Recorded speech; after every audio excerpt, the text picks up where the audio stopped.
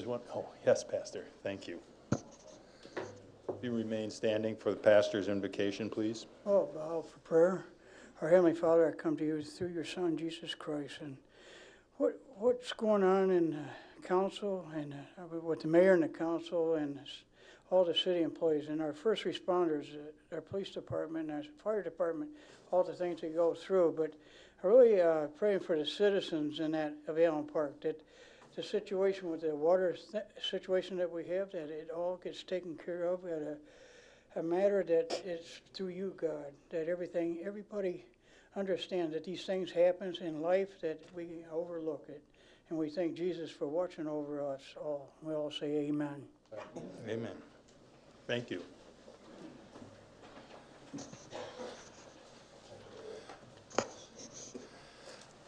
Would clerk take our roll, please? All right, Councilman Templin. Present. Councilman Cisco. Present. Councilman DeGiulio. Here. Councilwoman Gabarecki. Present. Councilman Rourke. Here. Madam Pro Tem McLeod. Here. Treasurer Armstrong. Present. And Mayor Matakas. Present. We have a quorum, sir. Thank you, Mr. Clerk. Ask for a motion to put the approval for tonight's agenda before the council. Motion. Councilman Support, Cisco has moved. Councilman DeGiulio has supported. Are there any additions, deletions, changes? I do have several additions, but I'll see if anybody else has anything. I'll ask that we add the following items. Lieutenant Egan of the Police Department is asked to do a presentation for Safety Town, and so we'll put that after the approval of these minutes. Then under the consent agenda, item C will be a resolution to approve the permit for the Downriver Runners for their August 3rd event as part of the street fair. And then finally, a resolution to award a contract to GFL to provide garbage collection services due to the flood. And they will be, I think, bringing 50 trucks on Saturday to work along with Advanced Disposal, who has put additional trucks on and will put even more trucks on as they become available to their company. So we'll add those three items without objection. If there are no other changes, I'll ask for the vote. All in favor signify by aye. Aye. Opposed, same sign. That's carried. Thank you very much. I need a motion to approve our minutes for the April 23rd meeting. Motion. Councilwoman Gabarecki has moved, and it's been supported by Mayor Pro Tem McLeod. Is there any changes, additions, suggestions? Hearing none, I'll ask for the vote on that item. All in favor signify by aye. Aye. Opposed, same sign. That's carried. I now ask Lieutenant Egan, here he comes. Just hope you keep your hand off your gun there, Lieutenant. Any room only. Good evening. First of all, I wanted to thank our CERT people who came out during the flood. They blocked the roads and allowed our 4 cars to answer runs, about 55 volunteer hours put in, so I appreciate them. The other thing is I'm going to be running the Safety Town program with Officer Basile at Lindemann. It starts June 17th to the 27th. For kids going into kindergarten. And we're going to have another kindergartner roundup that's going to be at the Civic Center on Friday from 4 to 6. So we're looking for a little more kids for the afternoon session, but it's shaping up pretty good. They get a shirt, and we teach them about all kinds of different safety, electricity, water, fire, guns, stranger danger. It's a very good program. Councilman Templin ran it at one point, and it's going on almost 20 years that the Allen Park Police Officers Association has put that on. So. That's it. Thank you. Any questions by council? Because I have one, Lieutenant. Sir. When you said Friday 4 to 6, is that the 27th? No. This Friday, what is it, the 17th, they're going to have another registration day for people to sign up. I believe the 6th is the last day to register, so we can make sure we have all the shirts for the kids. But we'd like everybody to try and get signed up Friday if we can, so we're prepared. And that's at Community Center? Yes, sir. Yep. Okay. Thank you. Thank you. Go to the next bit of business. City Administrator's operational report, please. Yes, good evening, Mayor and Council. I've got a report, not my normal report. I'm going to do just a brief synopsis of what happened in the storm event and then where we're at and where we are going. On the night of April 30th and the morning of May 1st, the City of Allen Park and the areas of Romulus, Taylor, Dearborn Heights, Lincoln Park, and Ecorse experienced a significant rainfall event, which followed several rainfall events that started on or after April 20th, 2019. It is estimated that the area received approximately 3.6 inches of rain in a 7-hour period. This rain event caused many streets to flood due to the inundation of the storm sewer system in the Ecorse Creek. Additionally, many transmission sewer lines that are part of the Downriver Utility Wastewater Authority, DUWA, and the DUWA sewer treatment plant quickly became surcharged, causing many homes in Allen Park, as well as homes in neighboring Lincoln Park and Ecorse, to encounter flooded basements and consequently damage to their personal belongings. There is no indication that there were any problems with the sanitary sewer system performance other than it was overwhelmed with more water than it was designed to handle. There was an electrical issue at the College Street pump station that was quickly fixed by DT, but that facility is a stormwater pump station with no association to the sanitary sewer system. Shortly following the storm event, the city was in contact with the Wayne County Department of Emergency Management via email and conference calls. After sending Wayne County Emergency Management some very rough estimates of damage in the city, Wayne County Executive Warren Evans declared a local state of emergency in the county. Subsequently, Michigan Governor Gretchen Whitmer declared a state of emergency for Wayne County. These are necessary steps required for the state to request a federal declaration of emergency from FEMA. On May 6th, upon receiving damage reports, the city submitted the first group of house addresses to Wayne County Emergency Management as part of the required preliminary damage assessment. A total of 560 addresses were included in this submission. On May 9th, upon receiving additional damage reports, the city submitted a second group of house addresses that were required by Emergency Management. For this submission, another 350 houses were added to the report. On May 13th, yesterday, the Michigan State Police sent a damage assessment team to look at approximately 25 homes in the city that were reported to have sustained major damage, which is 18 inches of water or more. There were over 120 homes reported in this category. We will submit a third group of addresses on Friday to Wayne County Emergency Management. I anticipate that we will add an additional 150 to 200 homes to this report. At this point, we'll have approximately 1,100 homes that have reported some level of damage. The city is intending to have all household debris removed from the street easements by the end of the day on Saturday, May 18th. Advanced Disposal continues to make bulk pickups throughout the city, but it has been a slow and arduous process. They are working within their organization to add additional equipment and manpower.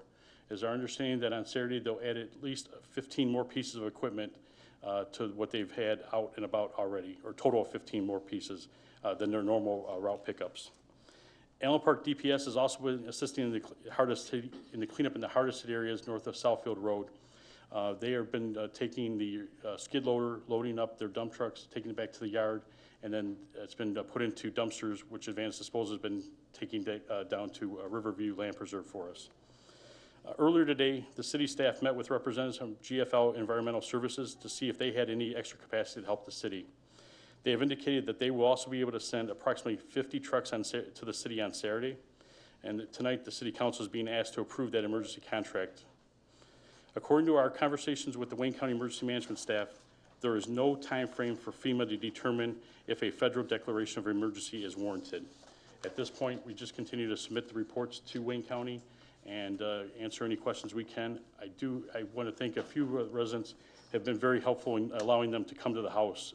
I know it's rather intrusive. It was a Monday morning. I contacted them on Friday evening and Saturday and up to Sunday morning to make sure I had a list of people to go. And I know it's not easy to make arrangements that quickly, but I do appreciate it.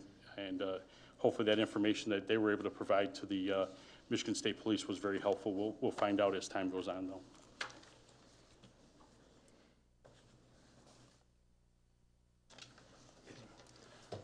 Do the rest of your operational report, or are you going to forego that tonight? I'll forego that at this point. Okay. They don't want to hear, they want to talk. Well, I'll ask for a motion, because we do have reports submitted by a number of departments in that, and we have the city administrator's report. So I'd like a motion to accept the other reports for filing and the city administrator's flood report. Motion by Councilman O'Rourke, supported by Councilman Fiscal. Temple, excuse me. Any questions or discussions? Hearing none, then I'll ask for the vote. All in favor signify by aye. Aye. Opposed, same sign. That's carried. My name is here. Every 4 years preceding an election for council members, mayor, treasurer, and secretary, the local compensation board has to be called to order to review the compensation for all those officials and determine whether they want to make any changes. And so tonight I need to reappoint two of them, Charles Paddock and Gary Dell. They've been on it for some time, and we still are one short. Mr. Draper, as you know, passed away recently, but that will give us, I think, 5 of the 6 that we need. And I will look for that 6th person. I don't anticipate that we would ask them to start meeting until July.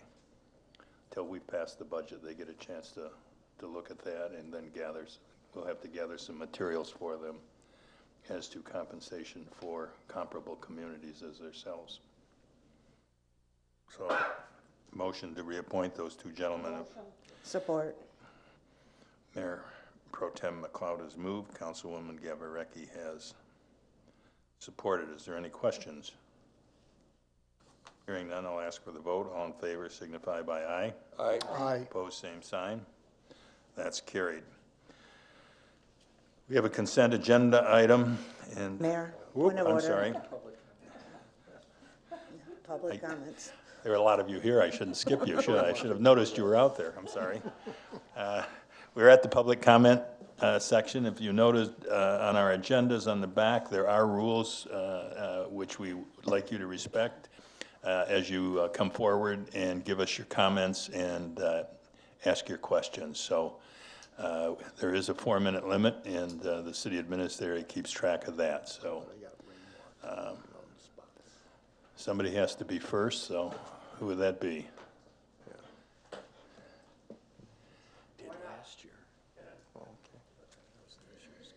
Thank you, Mayor Matakas, council members, fellow citizens. My name's Adam Hotchick. I've been an Allen Park homeowner for more than 30 years, going back to Mayor Lotta.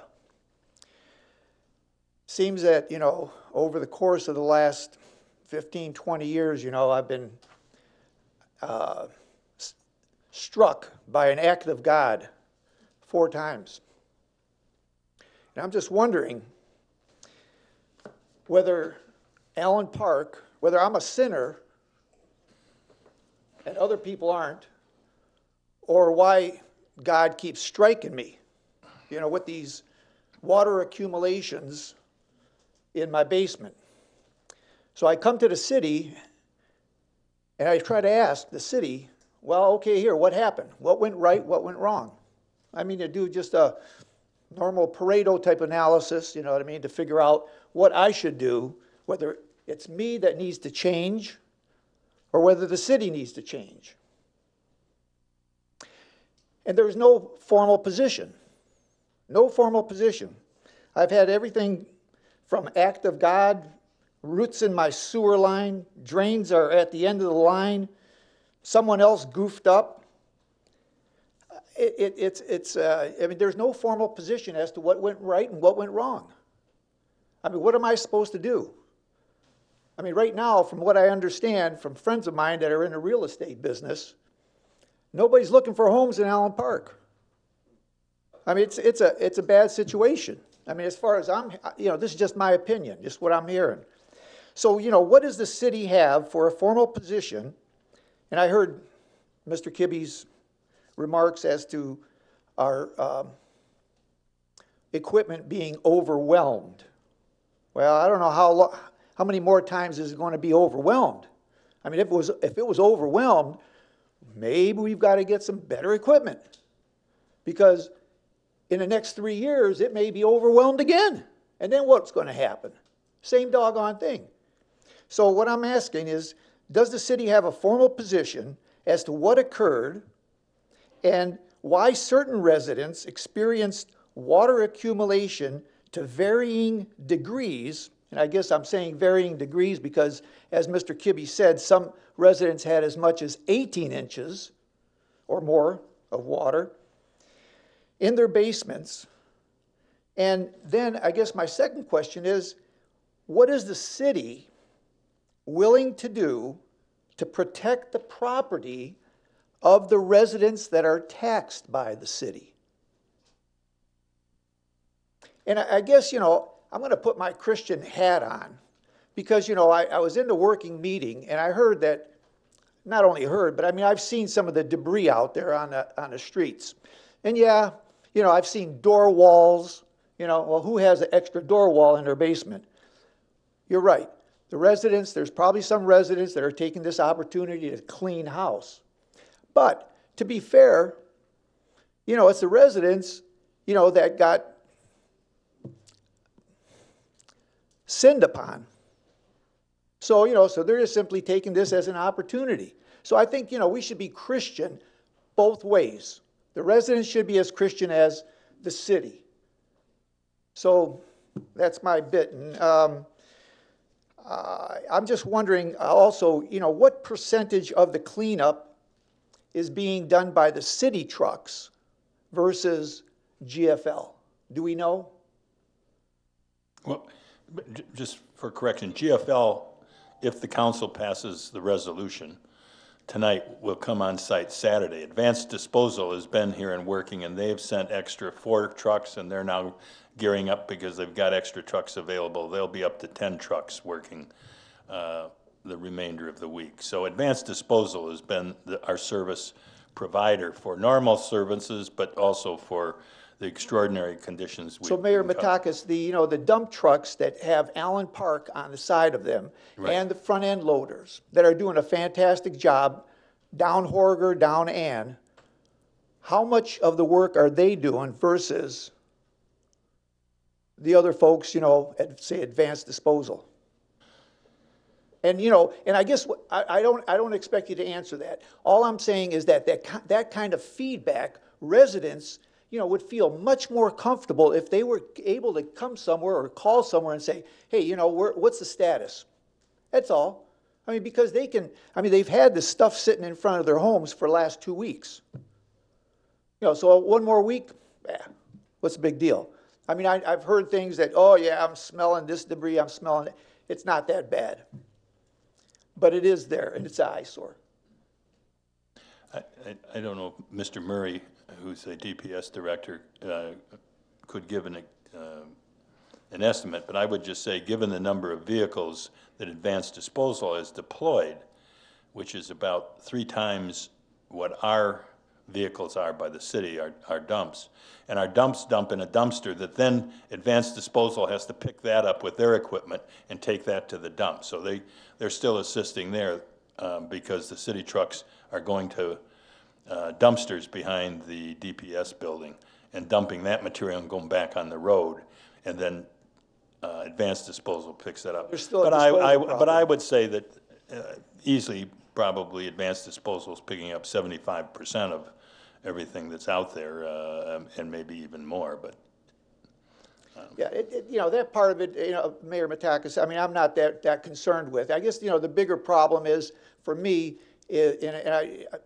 I'm probably getting on my 4 minutes, but the bigger problem is what do I do in my basement? And I asked this of several people here in the city. What do I need to do in my basement if it's me, so that when we have this something in the way of another an accumulation of 3.6 inches in 7 hours, that that I don't lose my memories, my chest of photographs, you know what I mean, sure. from my. I do have to. We understand the problem, and we will try at some point have a discussion of the total system, how it operates, and so people have a clear understanding of why these things occur. So please, thank you. Thank you.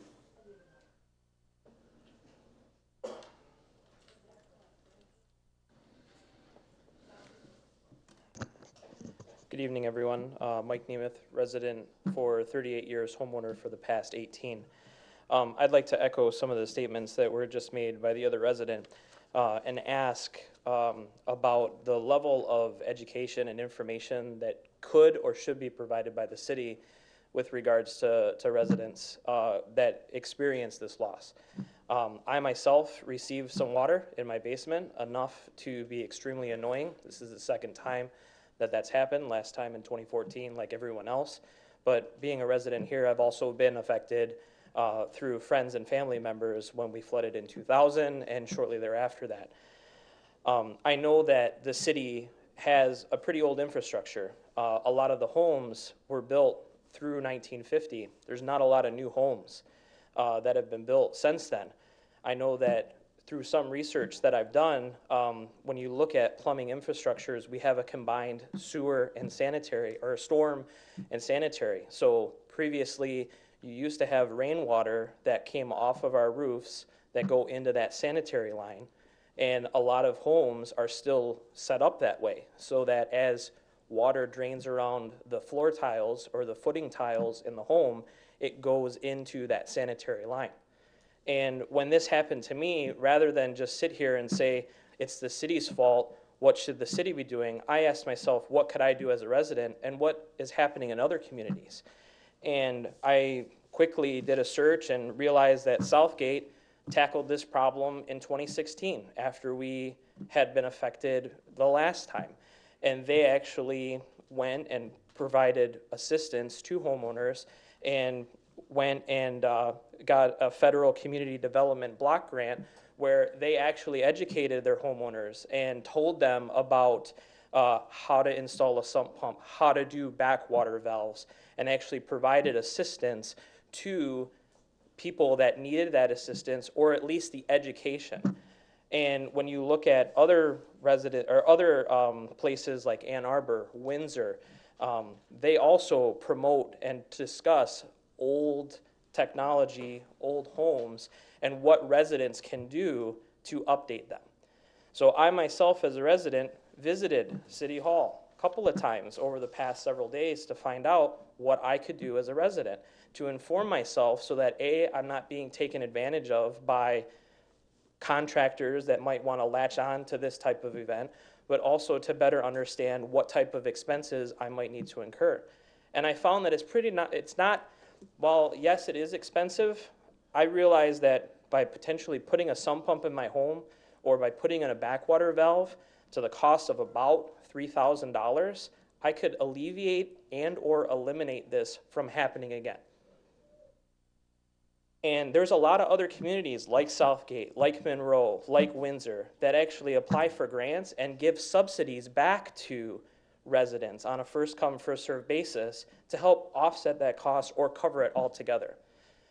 So I'm not trying to place blame, just like that other gentleman, but I'm challenging the council and the mayor to look into these things, provide some education to residents, because a lot of our homes are built the same way. While yes, people have bungalows, people have ranches, they're pretty much all built the same. So it shouldn't be that difficult to come up with a blanket recommendation that can be provided to residents as a potential solution to alleviate this. And in addition, just to kind of say how difficult it has been to get any information from the city, I've been here on 3 different occasions over the past several days. I approached the building engineer, tried to get some information. He told me that he wasn't an expert on it. He knew enough to get himself into trouble, but he then forwarded me over to the plumbing inspector. I reached out to him on several different occasions. I've yet to receive a response. Every time I've reached out, he's not here. I've come to find out that that individual only works 12 hours a week, supporting 25,000 plus residents. So again, I thank you for your time, and I hope that you will explore what type of resolution you can provide, including information to residents, because I'd like to just eliminate this, because really I feel my options are do nothing, do something, or move. And I really would like to do something, and I'm looking for some guidance from you guys on I have that. to ask you to please, your time. Thank you.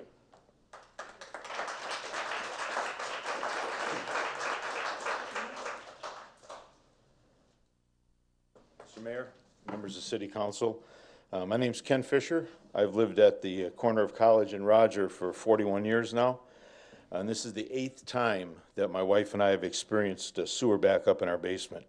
1979, 87, 2000, 2004, 2009, 2011, 2014, and obviously this year.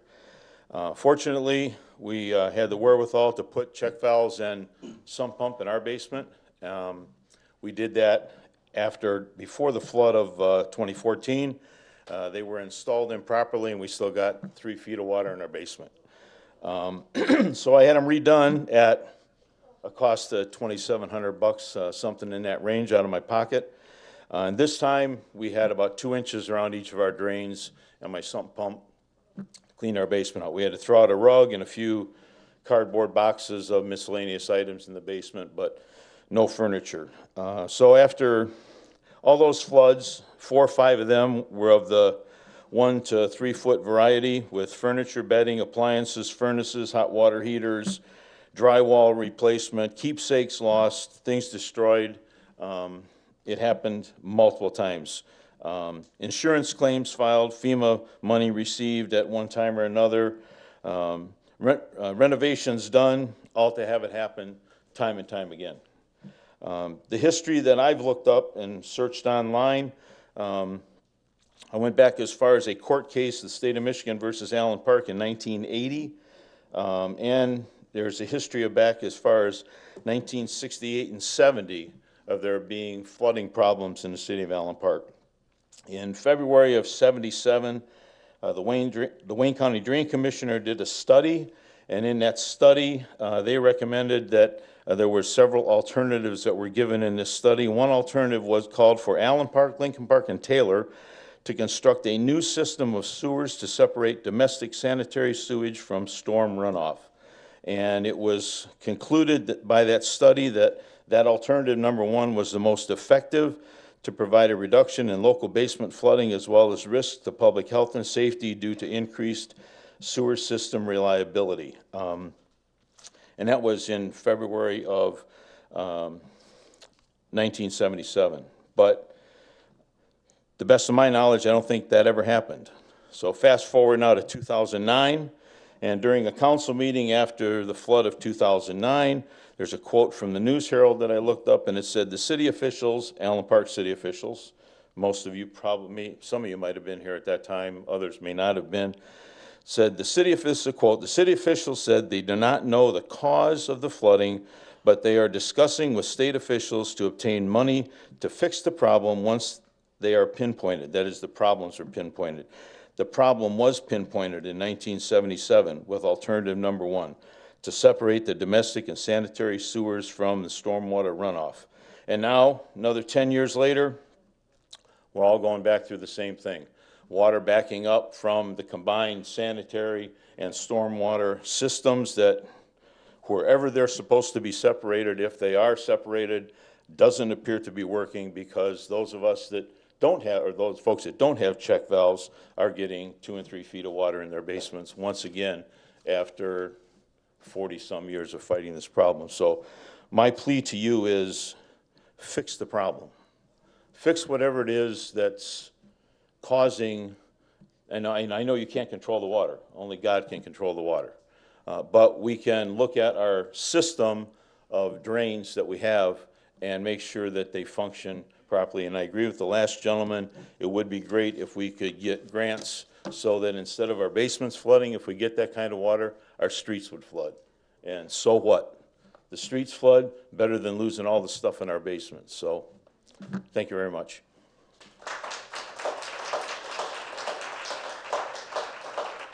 Before the next person speaks, I should tell everybody that we have separated our sanitary and our storm drains, and it was done after a federal lawsuit, Judge Fikens, and last July, and that lawsuit concluded in about 1982 or 83, but last July, you were getting on your tax bills for years, a judgment levy resulting from that.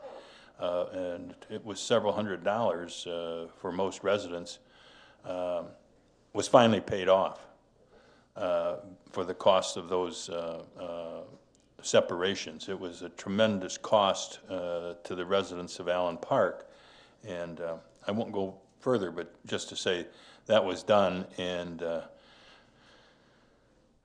as I look over those numbers, we probably have spent over $100 million trying to improve the sanitary and storm as a result of the Wayne County statement and the lawsuit. I guess I'm a newbie here. My name's Tim Funchen, a 19-year resident, victim of 5 floods. So I've heard the same thing. The sewers just can't handle it. I've heard it 5 times. You say you're trying to fix the problem, great, but you're not trying hard enough. In my opinion, you're not trying hard enough. I can't go to Lansing or wherever it is I need to go to fight this. You guys need to go there. Have you all been sitting on this bench for how many floods? What have you done? I know you can't fix the problem. I can't fix the problem.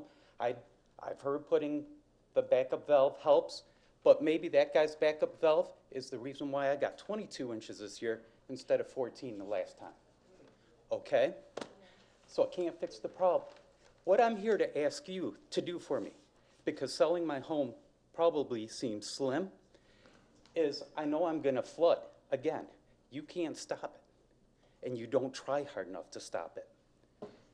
But what you could do is when it floods for me and all the residents on my street, is come out that day, in this case in the morning, and put some barricades out in front of the street. Say streets closed to local traffic. Do not patrol and look for speeders. Have your cops going up and down our streets, patrolling our streets, so all these people that are coming through my garbage and ripping my bags open and throwing stuff on the street, in my lawn, going through my personal stuff, the garbage that was my personal things the day before. I'm tired of the garbage pickers. You guys can do something about that, because apparently for 30 years you've had this problem, even longer. So I'm holding no hope that you fix it. I really wish you could. But at least fix the other problems that go along with it. And to this gentleman's comment about Allen Park's website and notifying the public is absolutely terrible. It is terrible. Put something on your website. Make it easy to find on your website. When I came to the door to turn my paperwork in, there was no sign, there was nothing. Put some information about this. When do you think garbage pickup will be? Be upfront with us. Be transparent with the people that live here, okay? Thank you.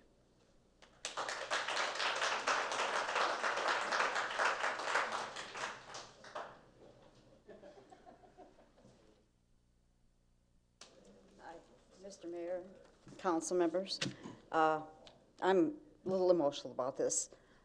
1952, my parents bought a home. Name? Do you have a name? Sorry. Please. My name is Barbara Bonkowski Knopp. My parents bought a brand new home, 1952, corner of Warwick and Lawrence. I grew up there. It was not uncommon to be wakened in the middle of the night. When heavy rains came, my sisters and I would have to go down and help my parents clean things up. Like I said, it was not uncommon. There are the 4 corners there. 3 of those homes are still owned by the original owners. And that they're now in their 90s. They all have the same problem. They depend on family to come now and clean it up. One house, there's nobody in it, and I'm sure it has not been cleaned since 2014 flood. Anyways, my parents had a lot of stuff in their basement. They accumulated a lot of stuff from grandmother's houses and that. And as much as we tried to get them to clean up and that, well, my dad passed away, My mom would always say, oh, well, you can take care of it when I'm dead. She's now in a home. My sister's left with cleaning the basement and getting rid of a lot of stuff. I can't help her because I'm in the process, my husband and I are cleaning up our own basement. We just invested a lot of money in remodeling our kitchen, getting a new furnace, which we had to replace because it got water in. Just in January, we did other work in our basement. Over the past several months, my mother's house and my house have gotten buyers who want to buy our homes, you know, asking if we're interested in selling or know anybody, saying Allen Park is a hot market. Now, I don't know how this can be a hot market any longer with the floods that keep coming and going, coming every so often. There's nothing, you know, I'm just tired of hearing or blaming somebody else for it, but something has to be done. You know, my mom's, when she passes, she's 93, so that could be at any time. Being on that corner lot, we're not going to get anything for that house if we, you know, they know that the house keeps flooding. It's the first house that gets it, the corner house, and this has been consistent. The second house gets water, the third house gets less, the fourth house gets less, the fifth house gets less. By the middle of the block, nobody gets any water. So, you know, it's got to be some sort of problem with the way the system is set up. But anyways, like I said, this is kind of emotional for me because it's a lot of hard work we've put into our home recently because we plan on staying here probably to the day we die. I'm 67, my husband's 69, and we cleaned up the basement by ourselves. We had nobody to help us other than paying $3,000 to $4,000 for a company to come in after now we had to replace our furnace. We lost a sofa bed down there that was mint condition because we moved it from a bedroom upstairs that we didn't need upstairs anymore, and a recliner that was in good condition. Those are gone because they got in the flood. We had 4 to 6 inches. My mother had over her first step in her basement, deeper probably by the center of the basement there. So it's just, you know, tired of having to go through this all the time. And that we've had 4 floods since we've been in our house since 1975 when my husband and I came back to this community. So that's all I have to say.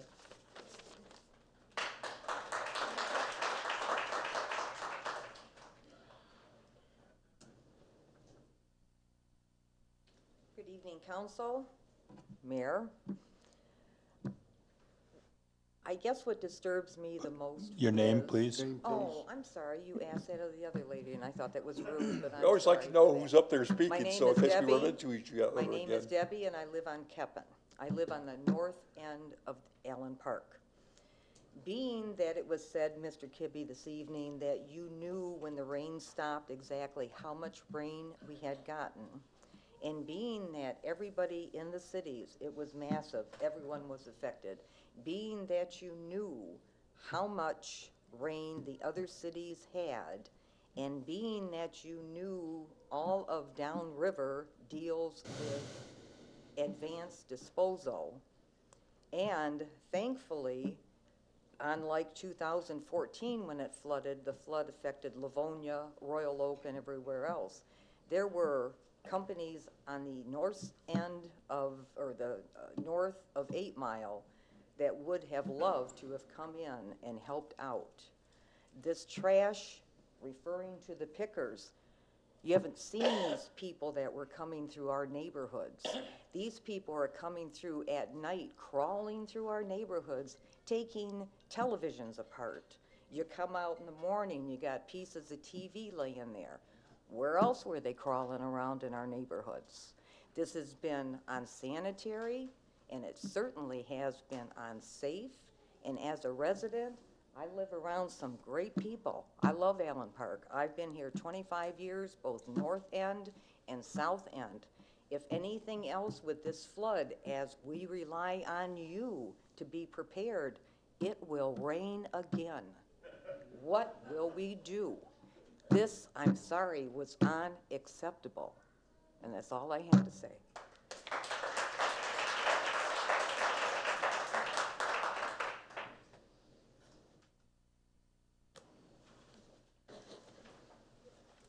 Good evening, Mayor and Council. My name is Russell Pillar. I live on Arlington and the Kennedy Sub. I'm here for two reasons tonight. The first one is I'm here tonight because I feel for my fellow citizens and what has happened to them. I have lived in the city for over 50 years, and every time the basements flood, there's an excuse for the flooding. Either we had a 100-year rain, the pumps didn't work, there wasn't anybody to go down and turn the pumps on. Mr. Kibbe gave an excellent synopsis of what they're going to do. So this is what's happened in the past, not this time. To my knowledge, the Ecorse Creek has never been dredged or widened. I have friends that live on Outer Drive, just east of Allen Road. The creek never overflows, never. Why does it? Where's the impediment between Allen Road and, say, Dearborn Heights? My subdivision, that the creek was 10 blocks wide. The past administrations have done very little or nothing to remedy the problem of the sewer backups. I have experienced flooded basements several times, but I sold that house and bought a house with no basement, so I don't experience the floods any longer. I've been here to complain and looking for help also to find a solution for the problem, and all I got was a lot of lip service, but no help or solution to fix the problem. That didn't happen tonight. I appreciate what Mr. Kibbe had to say. Now, my second reason for being here is that my name has been mentioned many times in these council meetings, particularly by Council Member DiGiulio. This is in regards to a lawsuit filed in my name against the city in 2013. This case and another all are still in litigation. This is at a cost of at least $600,000 to the city, and that information was provided by Mr. DiGiulio, and that is no sarcasm to you, Mr. Councilman.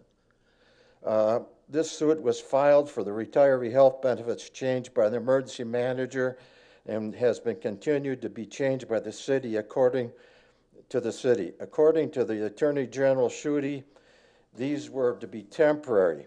After the EM and the transition team, the health benefits were to be returned. These benefits have been negotiated by unions in past administrations. The city continues to fight these suits and spend more of the tax dollars that could be used elsewhere. The city was offered, Mr. Templin, this is an answer to your question of last week or last council meeting. The city was offered to negotiate or mediate this problem. Their attorney refused, so the cost of the city continues. Over the last 10 or 15 years, I have personal knowledge that the city has paid out millions in lawsuits and litigation costs. It has to stop. Thank you very much.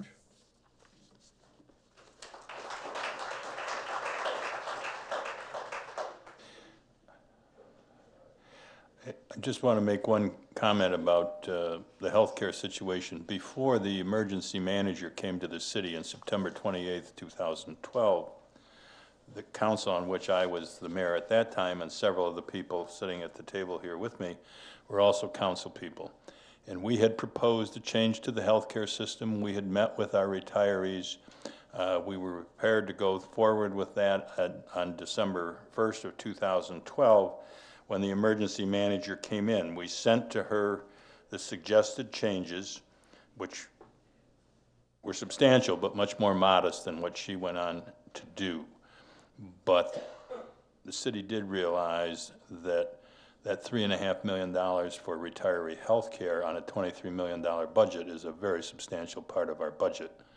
And we need to get control of that. We all live longer, but we all need health care. And, but that was done before the emergency manager came forward, and we, the council, had voted, and we were prepared to go forward with our proposal, which the retirees did not favor, although it did not deal with prescription drugs. It didn't change those. But it was about $700,000 in savings to the city at the time, which was very dear to the city because obviously the emergency manager came in and did a host of things to cut costs, which were in many cases very detrimental to the services being provided to citizens. I just want to make clear that that issue predated the emergency manager and continues to be the single biggest cost that's hard for us to get our hands on. At one point, the state said, well, to properly fund our health care liabilities, we should have $90 million, which is more than we have in our pension fund. And then the next year they said, well, no, it's probably only $40 million that you need to fund that. And we have about $3 million toward that, toward 100% funding of the total health care estimates for the citizens. This is a really serious problem, and everybody takes it very seriously. And the costs of the litigation, which are substantial, but what people have to realize that those suits, if they came down with the proposals of the plaintiffs, 229 people similarly situated might be entitled to that relief, which would be a huge, huge number that the city would have to bear. So that litigation goes on. There's cases before the Supreme Court that we hope will come down and clarify what communities have to do in the way of health care for retirees. Thank you.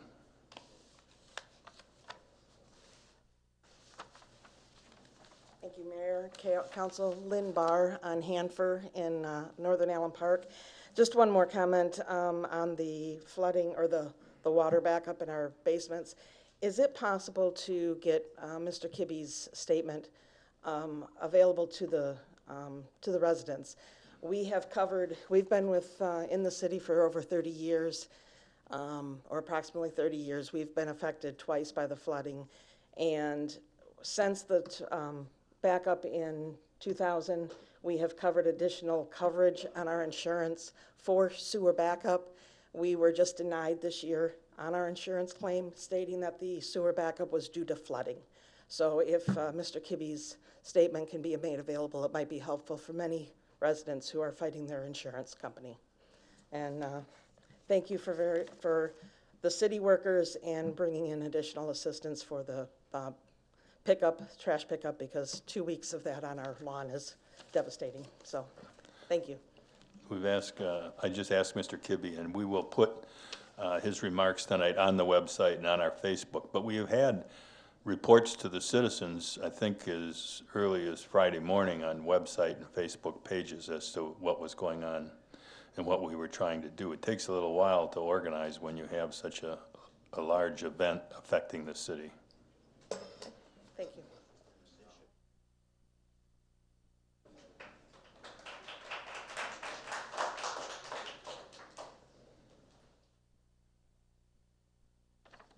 Good evening. My name is Nancy Thomas, and my husband Tim and I live on Rosedale in Allen Park.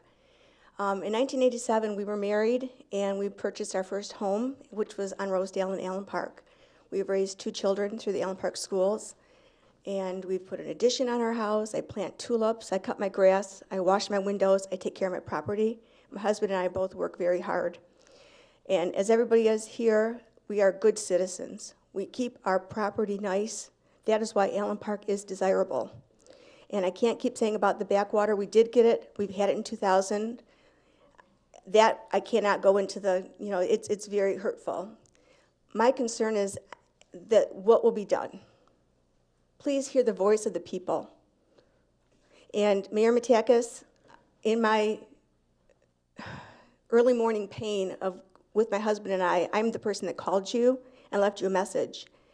And when I came home and I got a 3-minute message back from you on my phone that I have, it talked about you were going to be out of town, you had no cell phone reception, you talked about the extent of the sanitation system, how this affected 13 communities with 165,000 gallons of water.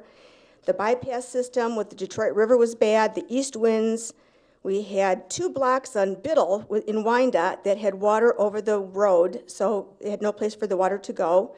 The retention basins, everything was, against us. We hope that we did file a claim to help with our damages, which we're not going to be getting any money from. Then you went on to talk about the minor surgery that you're going to be having. You're going to be away from the office for a while, but if I wanted to get in touch with you, you're usually there in the afternoons.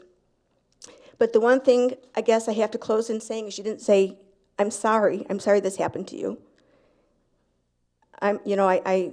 If you would have just kind of said, you're a good citizen. I'm sorry this happened to you. I'm sorry this happened to us. Well, I apologize for being that unrespectful. It was not my intention, but I was not in the city. I did not have cell phone. I had to drive 11 miles to find cell phone reception to try and make calls to people. So it hurts. It hurt us. I understand that, and I'm sorry.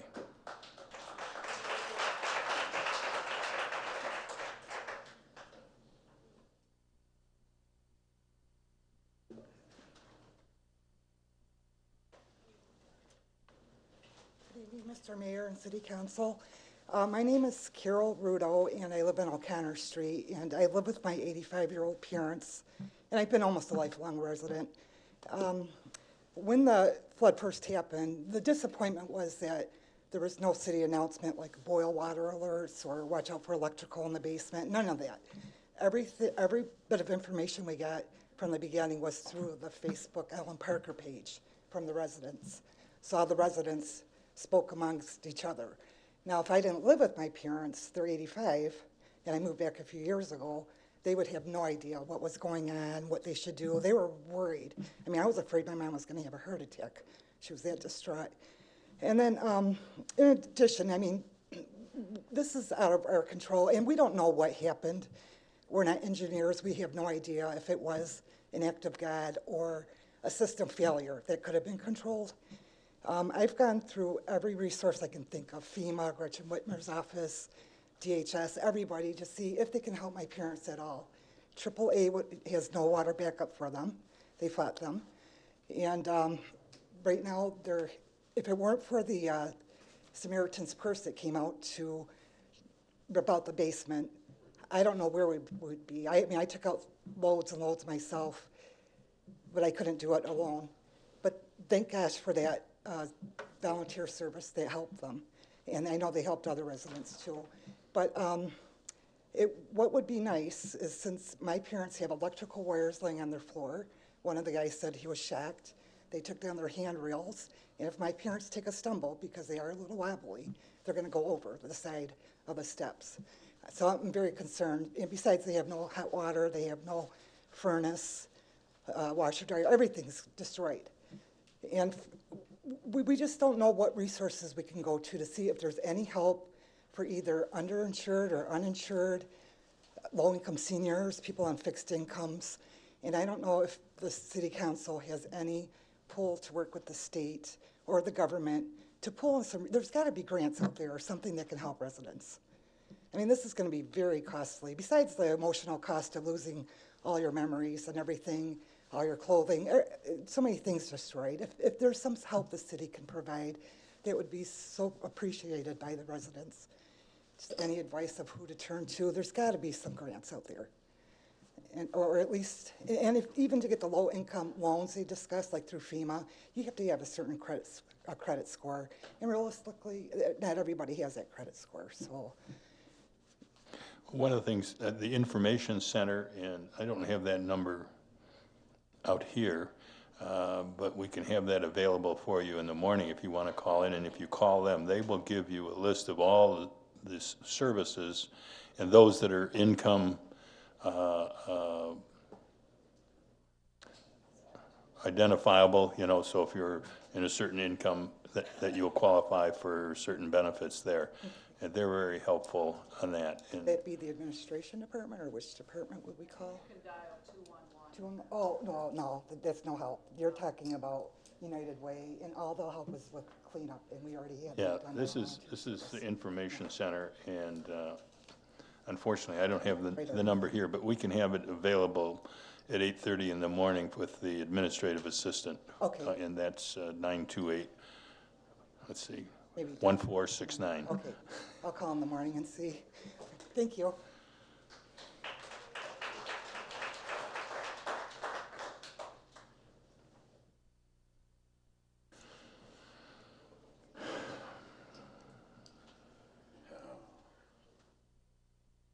Hello, my name's Kevin, and I live on Carter. Well, the first thing to start out with, and I have complained about this before here, is I drive around the city, and I constantly see lawn cutting crews using their blowers, and they blow stuff into the street, which now winds up in the drains. I've yet to see any of them get fined. Now, that would help relieve some of this problem. But the other fact is, we have to do something with these drains. I've had my drain snaked all the way out to the mains. When they got to the mains, the Roto-Rooter told me that the mains, on a scale of 1 to 10, 1 being the best, 10 being the worst, he said your drains are about a 19. Now, that's sad. I was told that in order to fix this, it would take billions and billions and billions of dollars. That's not the truth. I also was told that if they did that, they would have to raise their taxes $5,000 every year for every resident in Allen Park. That's not true either. I happen to know people that live in Dearborn that had the drains put in just off Telegraph, and they're still only paying about $1,700 a year for taxes. So what the deal is you gotta fix it. Not if you're gonna fix it, but when. Thank you.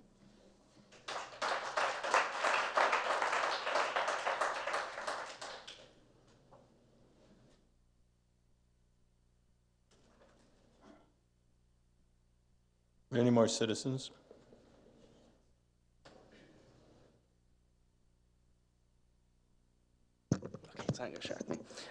Charles Blunt Champagne. First off, I just want to, I'm glad that the safety town is coming back for another year for the city. Also, if you go to the city website, we were talking about employment in the city. I saw that Parks and Rec has summer employment if anyone wants to go and work at the Parks and Rec. They also have that.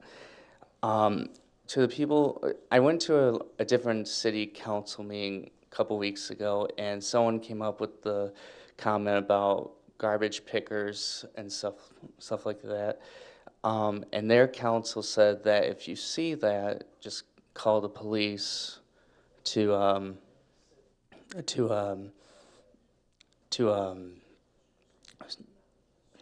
get them involved and stuff like that. And with the city-wide garage sale coming up this, I believe this upcoming weekend, I really hope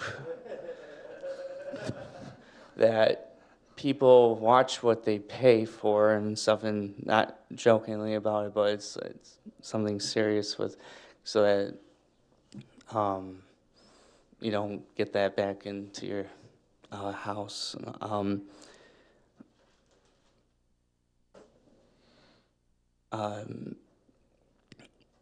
One thing I saw in the paper that the Wayne County road list of 2019, and I'm sad that in Allen Park the only thing really listed was our drive and Allen Road, and not what has been said about Wick and Allen or Allen and Allen for improvements and stuff like that. But I hope that if there's any Wayne County people here tonight that just look at those two places for the crumble roads and stuff like that, because it really needs to get fixed. Same with Champaign and Allen. Those lights are still the same time frame, and I really see it all the time. Like if I literally stand right on Allen and Champaign, at least 10 times a day, I see people run the lights because they're timed the same.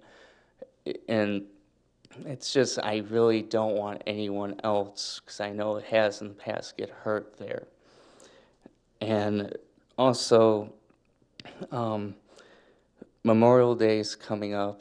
I know the next council meeting is the day after that.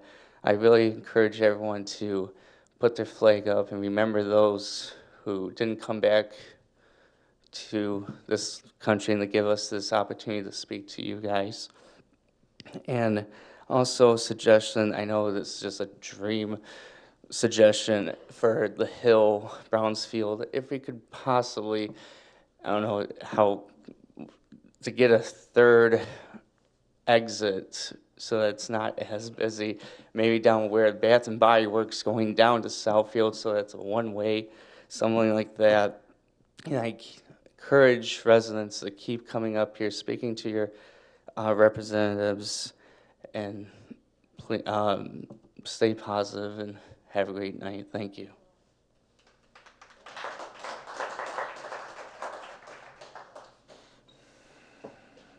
Mayor, if I may, Mr. Blevins, the area of Wick and Allen is on the list this year.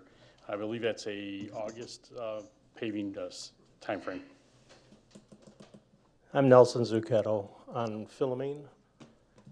And, well, just a bit of humor to begin with. In the 2014 flood, we really got hit because we had the basement all done. So we threw out our furniture, threw out the carpeting, and I was happening to look out the front window, and I saw my furniture sitting there, and then about an hour later, my furniture was gone, and some really shabby stuff was sitting there instead.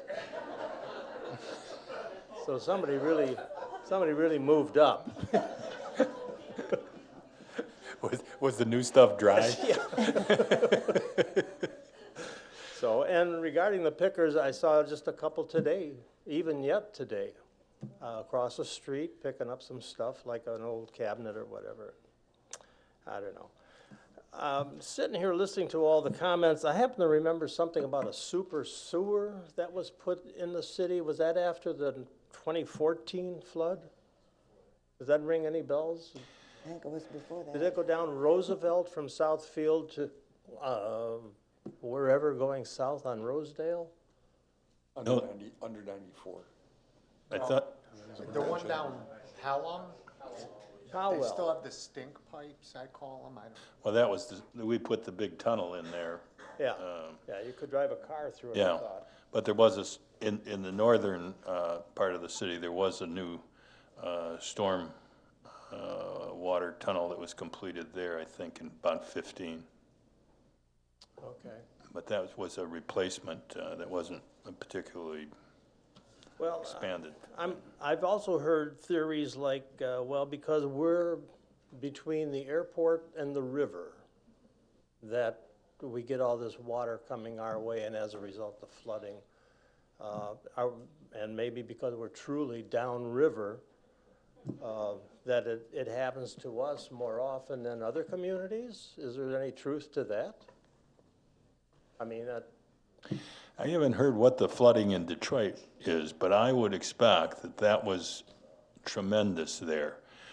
I would just say, and I think the lady that was talking about the telephone call I had with her, Miss Thomas, I think it was, we had so much water in the Detroit River, it actually backed up. And everything from the Grosse Pointes, St. Clair Shores, it all comes down that Detroit River. Okay. And if that's backing up, none of the water can come out of our rivers, drains, or anything else. And that was one of the problems that really exacerbated it. We had everything pumping, but you can't. Lake Erie was actually pushing the Detroit River water the wrong direction that day. right, yeah. I came in a little bit late, so I didn't hear Mr. Kibbe's remarks, but I would certainly like to see him online. You said that Yes, we'll put them on. shortly.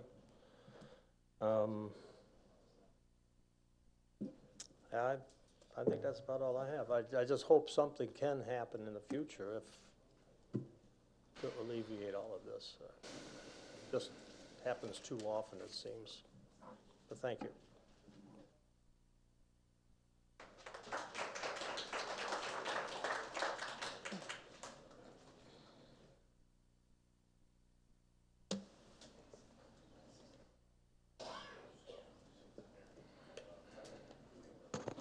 Good evening, Mr. Mayor, council, fellow residents. I'm sitting here Your name, totally please? unprepared, Wendy Rudo Stevenson. And my parents moved here when I was 15. I'm now 61, so we've been here for a while. And first and foremost, I want to give thanks to Samaritan's Purse and Pastor Eric Cito from the Ecorse Church. God bless them. God bless them. They're a wonderful, wonderful, amazing group of people. As I was sitting and watching people's comments, I see very stoic faces, emotionless faces for the residents. Not putting blame anywhere, but unlike the Samaritan's Purse group, I'm feeling, it looks like I'm seeing a lack of empathy for what has happened to the residents of Allen Park. I don't know if that's a governmental thing where you need to be stoic, but I just don't see any emotion. That's not true. I just want to just stop you just for a second. I said I was unprepared. Our hearts are broken as to what has happened. Councilman. All of our hearts. Please. Okay. Well, it's and I your comment appreciate that. period, It's all right? just like I said, I'm unprepared and I'm looking at the faces and I don't see that. And I apologize to you personally if you have those feelings. But like my sister said, my mother is, and parents are 85. Had they not had, they are not on the computer. All of our information was received from the Allen Park Facebook page. There was conflicting information. I was finally able to get an email response from Mr. Kibbe, which I greatly appreciate, Mr. Kibbe. I appreciate your responding because there was that conflicting information. So my question is, on the webpage, regardless of how many thousands of citizens were affected, it really only takes one person, maybe two, to update the webpage and give us the information we need, including the phone number that my sister asked for to try to find some resources. My parents are basically in the poverty level, and my mother they both have heart issues. I really feel for the elderly. She just found out that she needs a new furnace, and it's not just the material things. We're talking sometimes about people's health here. I don't know what to do about it. I don't know what the answer is, but my mother is absolutely beside herself. And insofar as the horrible trash situation, indeed, we were told, and I finally found out from Mr. Kibbe, that the preliminary estimates had to be in all of a sudden by this Monday, which I believe was 2 weeks ago. At that time, did the city not have enough information that perhaps the 2 or 4 trucks from advanced disposal, maybe we needed to get more due to the numbers of forms that were turned in the estimates? I'm not understanding. There's the people out there are working hard, but there's just not enough of them. And we need to get them like ASAP. 2 things. So. Information Center will have, that number will be at 928-1469 at 8:30 and later. Okay. And that's the set of resources in the downriver. At the work session, Advanced Disposal was there. They're putting 10 more trucks out beginning tomorrow. And on Saturday, Green for Life will put 50 trucks in here so that we can attempt to be cleaned up. And we will still be going around after that because we know some people have had so much stuff they put out one until it's taken away and then they put out another. And so advanced disposal will be looking for that from the 18th on until we can get things hopefully back to normal. So Yeah. we have put on a lot of sources. I mean, just alone, GFL will be $132,000 for their work on Saturday. Yeah, that's another thing. If they work the Everything's, whole you day. know, We have an hour with them. We're hoping that before then, advanced disposal and our crews will reduce the amount of time we need them. I appreciate that, because in addition, it's not just that it's an eyesore. I worried about children. I know there's things out there with nails. And I also worry about, I greatly appreciate the rubbish containers that we were provided with, which really cut down on that rat population. But for 2 weeks, we have rat homes out there, and that's another concern. So I do appreciate you. Everybody have a lovely evening. And once again, a big shout out to Samaritan's Purse. You rock. Thank you.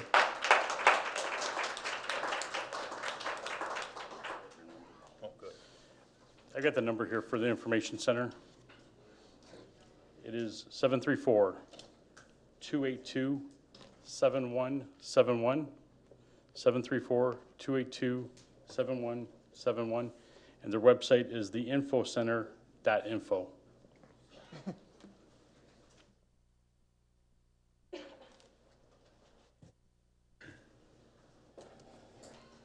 Good evening, Bob Lloyd, Robinson Avenue. And I think I know pretty much everybody at this table pretty well, and I and I know that you all have empathy for the citizens of Allen Park. It's you guys have been through a lot in your tenure here. It's been a while, and I do appreciate that. But this is unfortunate. I think it was September 11th, 2000, that we had a flood. That date stands out because it was 1 year before another tragedy. The Judge Fikens, I believe he's a federal judge, made an order that we do a sewer separation project to separate rainwater from sewage. And apparently it doesn't work all the time. Now, I think your explanation makes a lot of sense. The Detroit River water came up so high that rainwater drain could no longer escape. I'm not sure where the crossover occurs, though. Where does the rainwater cross over with the sewage? That's at Council Point. That's at the Downriver Utility Wastewater Authority treatment plant. And once we get there, we have to treat the stormwater as well as the sanitary water that comes in. And it can do about 150 million gallons, but I think we got something like 640 million gallons in that period of time. And we bypassed, just as I'm sure Detroit had to bypass and go directly to the river, except the river's up, so it wouldn't go in the river anyway, you know. Right. But I know we did bypass because it was the longest item we had on our agenda. Don't you think? Mayor Pro Tem was at the same meeting that I was at last Thursday with the Downriver Utility Wastewater Authority Board, because we were concerned, because it isn't just our community. Lincoln Park had more homes. Dearborn Heights? Dearborn Heights had a tremendous amount of damage, so there are a number of communities. And it's this area, right? I'm sorry to bring this up, but I can't remember the citizen who brought it up, but an emergency manager, I almost kind of... We're not still following the orders of the emergency manager, are we? Sometimes, yes. Wasn't there a time limit on those? Only if the Treasury in certain cases agrees. And I know it's difficult. When our employees are first hired, and this goes back a long ways, they're not given a choice. They were not, at the time, given a choice for a retirement plan. They were just said, you're in this retirement plan. I assume that's accurate. But we have fewer people working now, paying into it, and making less money, so paying less into it. And so the retirement fund, which has many, many retirees, can't cover all those costs. And it's impossible for the city to do that. At the time, if I recall, the state was calling for shared sacrifice, and that meant public workers as well. As people lost their jobs, people took pay cuts in the private sector. I can understand the feeling they had to public employees should make the same kind of sacrifices. But at this point, I think that some of that should be recovered. I know it's tough. It's not this council's fault. There's certainly no money. We're not getting any kind of help from the state with revenue sharing, as it has gone down, although I'm hoping it might increase now in the near future. But I just think that any person who works for a living deserves a fair compensation and some kind of guarantee that when they're done, they'll be able to make a living. And I know past councils, it wasn't this council, but years back, it's time to go. It was different councils who gave out maybe more luxurious retirement plans that really has caused this council more problems. Sorry, that's my time. Thank you very much.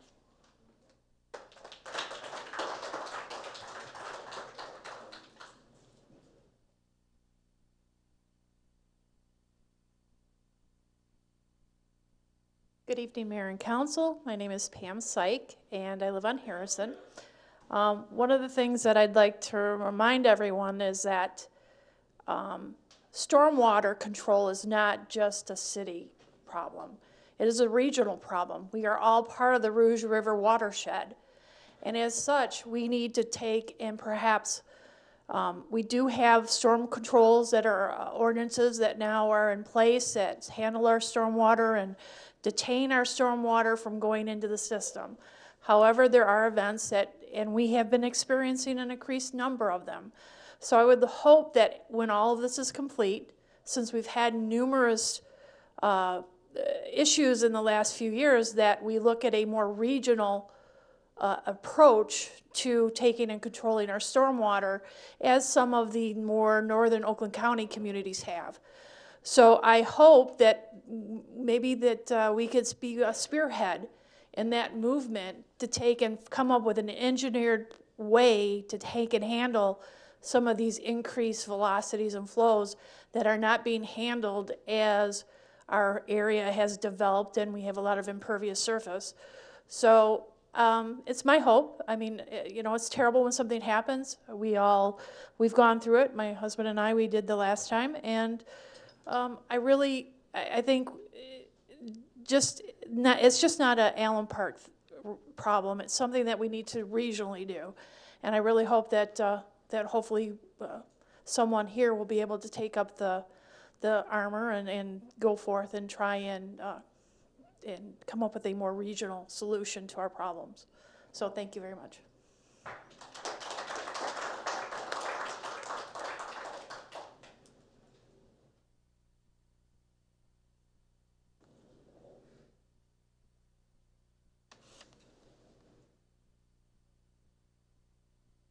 My name is Holly. I have lived in Allen Park for 35 years. I'm 35 years old. My father grew up here. My grandparents still live here. My mother still lives here. I bought my home and chose to stay in Allen Park. I bought my home a year and a half ago. I put a beautiful new roof on my home. It was built in 1949 with the history of one owner, and no history of flooding in my home, which is something that obviously is amazing, right? I'm not sure if any of you did your homes flood this time around. Yes, I see a couple of you. It is really hurtful. This is my first experience ever going through something like this. My personal estimated damage is only for structural is over $15,000. I still do not have a furnace, and I'm not complaining because yes, I'm young and yes, I'm strong and I can do anything, but I know there are a lot of citizens that can't, and they don't have a furnace and they don't have these things. And although my memories are in my home are only, you know, very small so far, I don't want to leave. I love my home. It's so cute and quaint and just perfectly modest for my small family. I'm nervous because of course I'm one of the many people looking for those plugs that you put in, which I don't know if many people know, but if we do that, it's going to cause much bigger problems. Our floating floors are going to bust. we're going to have a huge, huge catastrophe if this is the case with one neighbor and all of the neighbors doing this. So to, also add on to a previous comment that possibly some education about some pumps, or if there's some sort of, something we could do to help our citizens maybe permanently resolve this. My home had 16 inches of water in the basement. And it is awful. I also had pickers coming out, and I had a beautiful vintage rug, and I put a big X with spray paint in the middle of it so that pickers maybe wouldn't take it. But I did put my, my leather couch and another cool rug and my son's video game system in the trash. And I have pictures that I'm at least trying to dry out so I can snap pictures of them, and then toss them so that I still have those memories. And, even with the standpipes and things, as I said, I'm sorry I'm all over the place here, but it can cause bigger damage, so we need to kind of maybe help. As well as the 50 trucks on Saturday. So I do think it is commonplace in a lot of sectors of business that typically weekends are overtime pay. I hope that that is not the case with this, because we clearly have some mismanagement and misallocation of funding going on within our city. If there were another day, are we paying them overtime? We're paying. It's $132,000 just on Saturday. That's for their 10 trucks. 10 trucks. Their drivers. 50 trucks. Or 50 trucks, their drivers and their helpers. And their helpers. Okay, and then that garbage is being handled 3 times. It's being handled from us, putting it out. Many people, it's being handled numerous times on their own curb because of things happening. And then it's being picked up from the city workers, dropped off in another location. Then it's being picked up from that location and moved to another location. No? No, it'll be delivered to a landfill or some sort, yeah. It will be delivered to a landfill. I am a recycler, and so it hurts me to see all of this beautiful furniture out. And where is that my time? Okay. Where's it going to? I'm sorry. So many questions, but I'll be back. Thank you, guys.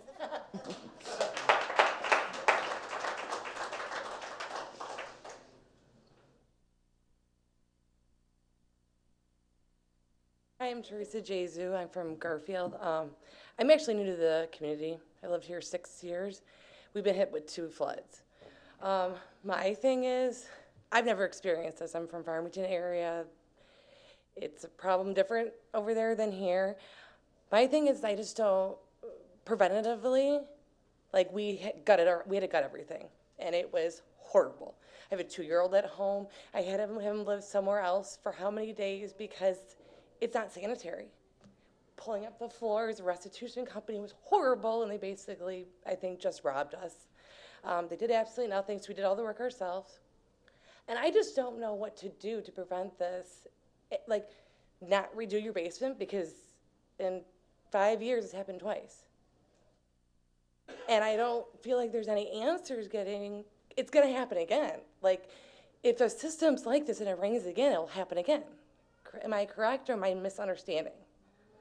Well, the size of rain events are increasing in ferocity, so it's not unlikely That it will happen again, correct? that we will see it at some point again, yes. So that's it's a non-livable space, because why keep on redoing it, put your heart and soul into making it a nice livable spot, so every time it rains, you're panicked to run downstairs. And that's I just don't understand what us as citizens we can do besides move, because we know we're in a flood zone. All my neighbors I've talked to, it's just the norm, and that shouldn't be a norm, right?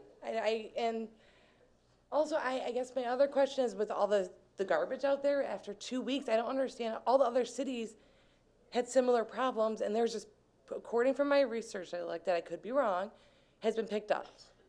How come this city, and I said I could be wrong, but how come Allen Park, it looks like nothing's been touched?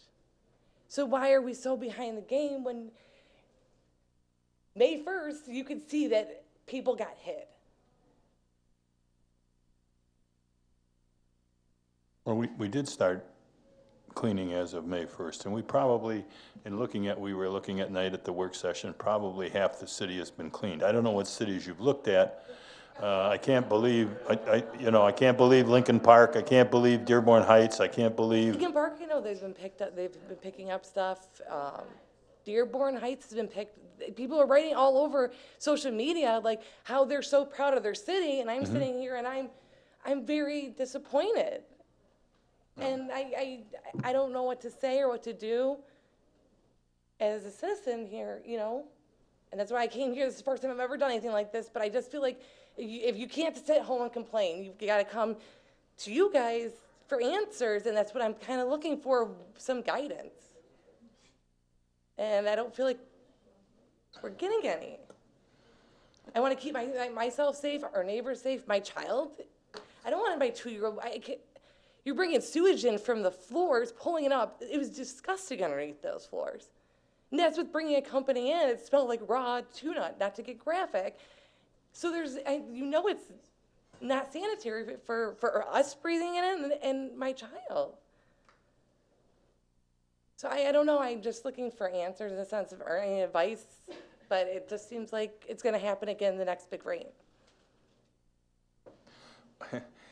Are we going to have that larger rainfall again? I would suspect at some point too. What changes we can make? It'd be different if this was the first time. If this was the first time this happened, I can understand it. Sir, you addressed us. We gave you even a little more time, please. I guess I'm just being new to this. Being only living here 6 years and it's happened twice. I'm at a loss. I don't know what to do. We have a sewage pump down there. Do we just not put anything? Like, I've been upset. We did everything right and we got screwed over by the company and we pulled the floors and stuff ourselves. Our claim's over $20,000 in damage. I'm sorry, but your time has. Okay, so I guess I got my answer. Thank you.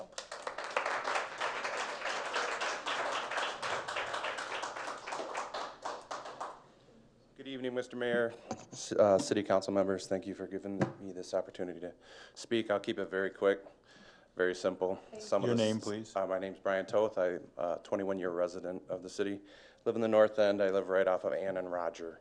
Just quick questions. Some of the things I was thinking of you've already answered for me, but just for my personal records, through the Freedom of Information Act, can I get those records that go back from the September 11th, 2000 storm, where we had 6 1/4 inches of rain, and then get those reports and look at them with the, I believe it was the August 12th storm, where we got like 4 1/4 inches of rain, and just to see where things really hit, because we had 6 1/4 inches of rain in September of 2000. I got 4 inches of rain. Maybe I was one of the lucky ones, 4 inches in my basement.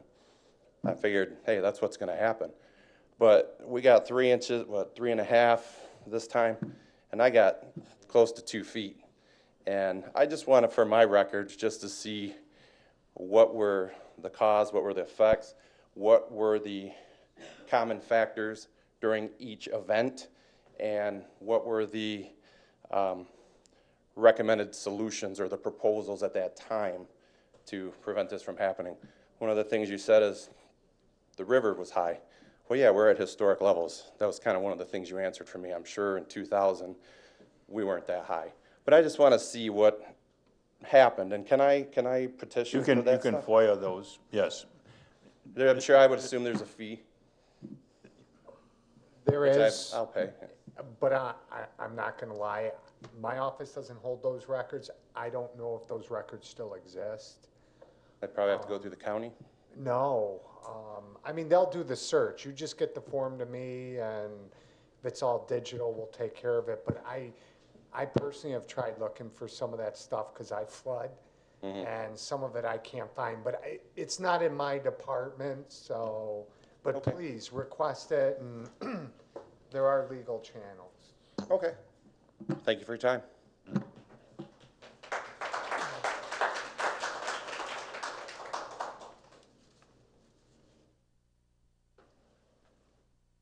Hello, my name's Linda, and I live on College Street in Allen Park. I actually bought the home next door to my mom because she's 85 years old. She's been through all these floods. I can't tell you the date or the year of the flood that FEMA did come in, and she does have a sub pump, and she still ended up with a couple of inches. Unfortunately, I wasn't home. We had left on Tuesday at 6 a.m. to go to a bike rally down in Missouri, and I saw on Facebook the next morning, my daughter posted, go to the Woodhaven Lowe's to pick up pumps because the hill is like a Black Friday. I sent her a message. I said, did your basement flood? She said, no. The next thing I knew, my phone rang. She goes, yours did. We FaceTimed. It was pretty bad. We loaded our bikes back up on our trailer, and we drove back 13 hours the very next day. 4 vacation days I've lost. That being said, I echo a couple of statements that I don't know what your professions are, but it is your job now to hire experienced, educated engineers to get this problem resolved. I think the residents have put up with this enough. My mom will not move. So be it, I'm living next door to her to help her. She will not move, so I'll stay until she does. So at this time, that again, I echo the fact, I don't know what your professions are. You're our council people. You represent the city residents.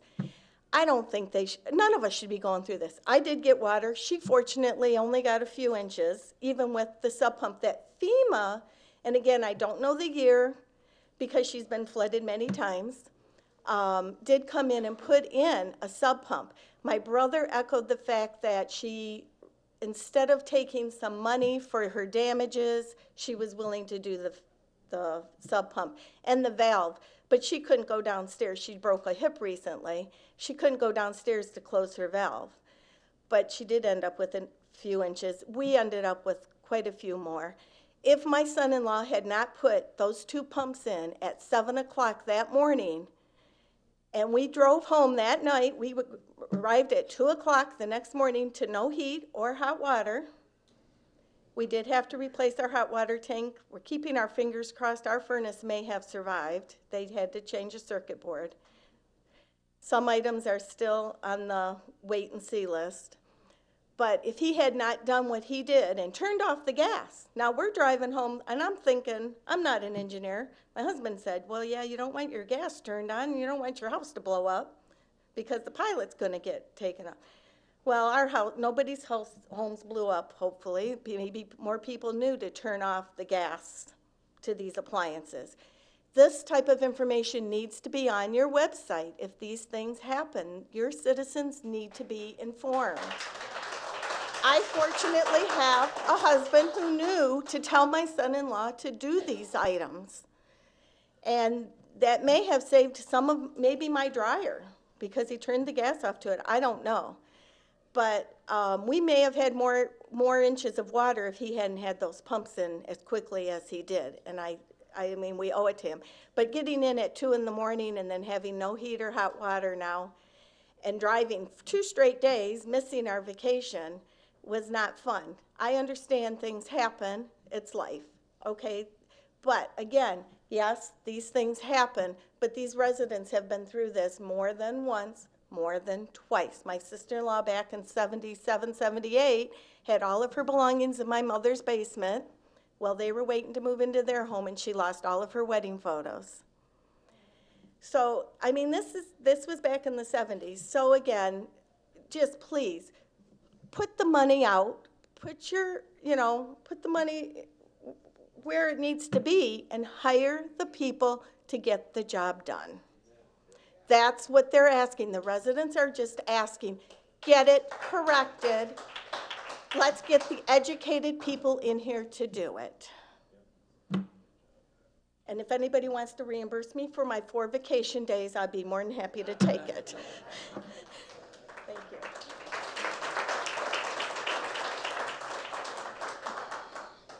Good evening, Mayor, City Council. Flynn McCabe, College Avenue. Could we like put something on an agenda every week to say, maybe get the Army Corps of Engineers in? You know, if we have an agenda to get the right people in and the experience to come in and help us with this situation, we might get somewhere. I live right across the street from the pump house, and we can't say the pump being down had no effect on anything. Because I know for a fact when that thing's running, our basement doesn't flood. So there's something going on, you know, with the storm drain system. It affects our basements. And when that's running, we're good. I've watched that thing go out the overflow 3 feet in the air out of the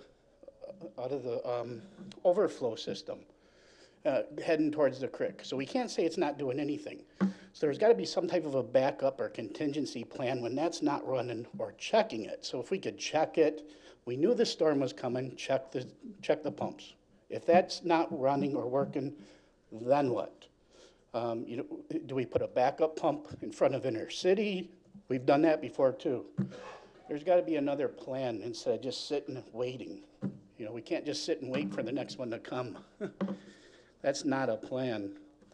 Could we put something on the agenda that, you know, every 2 weeks at least, okay, let's address this. Do we have anyone coming in? Army Corps of Engineers, some experts. Let them tell us what we can do or can't do. And is there a place I could go to see the storm drain system and the and our sewage system? Where can I get that information? I don't know if the DPS would have it available in a way that would come out to the citizens, but make the request to the clerk's office, and then we'll see what has to be put forward. Because that's you're talking about a system that's about 100 and some miles, and well, just you're talking, you have, what you were sitting there was, there are 2 pumps there, and that one pump did go out for about 2 hours. But there was one pump pumping all the time, and then there are two other storm pumps. But we have 8 sets of pumps that handle sanitary waste. Every one of them, and we check all our pumps every month. Outer Drive was down, that was the county pump. The state's pump at Southfield was out, that was 10 feet of water. There was 10 feet of water over there in Outer Drive. We do check ours, you know, and there was a big discussion as to what was the problem. DTE, did we have low voltage to the pump and it overheated because we threw the breaker after an hour and a half or so and it was back on, you know. So, but we do check, and we put a lot of money into those pumps in the last 3 or 4 years, well over $1 million. I mean, they're very expensive pumps, running from $250,000 to $450,000 each.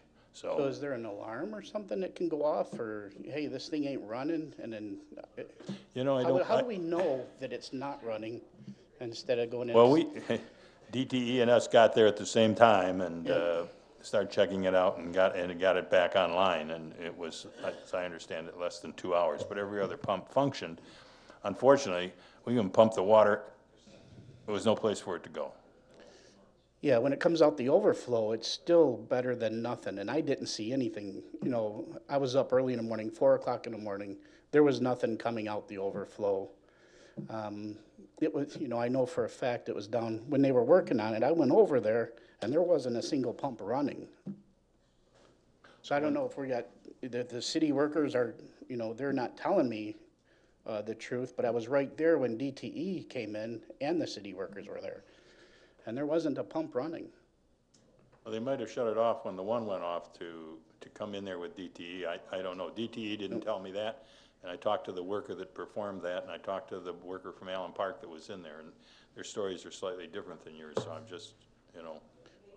There's got to be some help somewhere that we could get from some experts and people that know what to do. And if we just keep ignoring it, it's going to happen again. Maybe we could lighten the effect somehow with something, doing something, but address the problem and get to the root cause. Yeah, your 4 minutes are here, okay? Thank you. Thank you.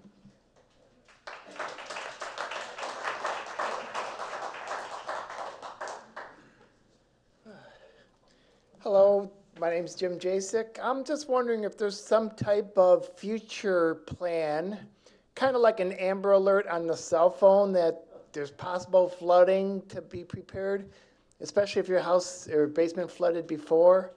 We could turn in a cell phone number, and if it looks like it might flood again, send out a signal so that we could be prepared. Just an idea. Yeah, I thought we did have an emergency item that we paid for that would go online when that was called in, but I don't know what the reaction was at that time. I know the emergencies lit up on my computer, but I wasn't looking at the computer at 3:30 or 4:30 in the morning. Is there anyone else?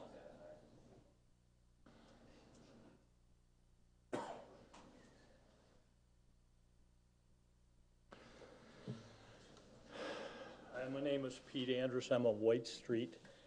I've been here since '75. This is, I don't know how many times. I've heard this story. I feel sorry for these people because we've heard this over and over again. The city said they'll look into it. Nothing has happened. Number one, I would like if you could put on the council agenda under old business, drain/basement flooding, and leave it on there every meeting so that it's discussed. What's going to happen is this will be a hot item for 3, 4 months, 5 months, and then it goes away. We won't hear another thing 3, 4 years from now. We'll all be back, same story. We have a problem. Can't say, well, the 500 rain, we've had that, 500-year rain, we've had that, we've had the 400, we've had the 3, I don't know what rain we're looking for because we've had them all. What % of Allen Park floods? Because White Street gets nailed every time. Well, folks, please, just, he's before us. But it's just a percent. Well, when I looked over the map on where we have listed all the flooding, that everybody that gave us an application that they had water, I mean, it's spread kind of throughout the city and in pocket areas. But there was no doubt that on this one, the north side, and that's both sides of the, that's the railroad there, I think, yeah, had the most damage. The west side of Allen Road, and then whether you call it the Kennedy sub or what's the other name, Princeton Estates, and I would say. But why is it that some areas more than the others? So, you know, the Corps of Engineers started working on a project to try and improve the drainage over there on the north branch of the Ecorse Creek, and they came up with 6 solutions. The 6 solutions was to take, I think, 80 homes, somebody can correct me, take 80 homes out of Princeton Estates and create this kind of large, it wasn't even a retention basin, it was just going to be an ugly, mucky area. I don't know the homeowners that would have been left to live around it, but they haven't done anything on that now for 3 years. I mean, they had the hearings, a number of us put our 2 cents in. I certainly wasn't for taking out 80 homes and leaving an area with no improvement, because there would be another 50 homes surrounding that would be adversely affected, you know. And but can we have this on the agenda and bring it up and talk about it so that it doesn't get, well, it 6, 8 presumes months down that the road, we won't we hear need about to it. have fresh information. And we certainly, and that can be discussed. It can be, you know, and we can put it out on the webpage and Facebook and see what kind of response before we call the council's attention to that.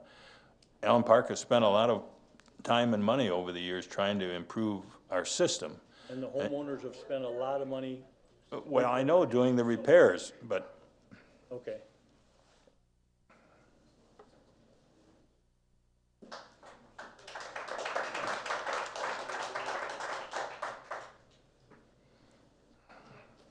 Hello, I'm Jenny Sauve, and I live on O'Connor and Allen Park. First of all, I just want to say that Safety Town is so exciting that that'll be happening for the younger kids. Because currently the middle school kids are learning what it's like to live through 2 losses of their belongings. The high schoolers are learning what it's like to endure 3 losses of their belongings. Well, the weather is getting nice and they're having interactions with pickers. Well, it's unsafe, unsanitary. What they're currently learning while we're getting ready to launch Safety Town is let's go to college, let's get out of here, let's not invest in the city. What they're learning is it's not just up to the schools to teach them. It's up to the community. They're going to eat at restaurants and businesses are shrugging their shoulders and they're going, always like this. And the Samaritan's Purse and the neighbor and maybe their church people are saying our hearts go out to you and we're praying for you. And they're learning what that sense of community is, but they're seeing that leaders that chose to step up and be a part of a city council are not showing true leadership and saying, this is the time when it ends. This is the time where I signed up to take this job in order to change history, because I want to teach these kids and these seniors and the middle-aged generation and even the kids at Safety Town that this is when we change history. So if you will take anything away from this meeting, I hope you will remember it's not just up outside these walls and in the walls of the Allen Park schools to teach our children. Do something at least for the kids and for the future.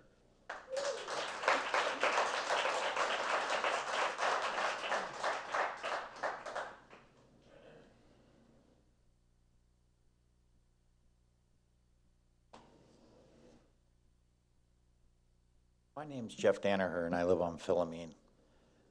And I have a question with regards to the statement that you made, Mayor, about we've invested a lot of money in repair the system. And I also heard you say that we, city workers, arrive the same time as the DTE workers down at the pump house. Where I'm really struggling with this is these circumstances, and here's why. I sell industrial furnaces throughout the world. I have a system that if my customer in South Korea has an alarm that goes off on their industrial furnace, it gets fed all the way back to Pennsylvania where our hometown is and our manufacturing. So I'm not understanding why we have a disconnect there and why we don't have, as part of all of those millions of dollars that you just told us that we have invested in the repair of the motors, that we don't have an alert system that advises you guys that there is trouble forthcoming so that you can advise us, the citizens. So my question is there a plan in place to put that alert system in, as you had said, that failed us, or is it just not there? Well, I think there's 2 different things. We do have an alert system for emergencies. And citizens can sign up for that, and we try and post it on our webpage. We try and post it on our Facebook. The emergencies at that hour. Our man was down there, and I'm assuming that there was an alert that that pump stopped. I didn't bother to ask the DPS, but I just know that the DTA guy came at about the same time. And so they looked at the circuits, they looked at the meters, they looked at the breakers. The thing had been off sometimes. They said, okay, circuits look good, meters look good, threw the breaker, thing restarted. But if they had low power, if DTE had low power supplying it, one of the pumps could have overheated, shorted it out, and stopped. I mean, they still haven't told me what the cause of the short on that particular pump is. You know, it's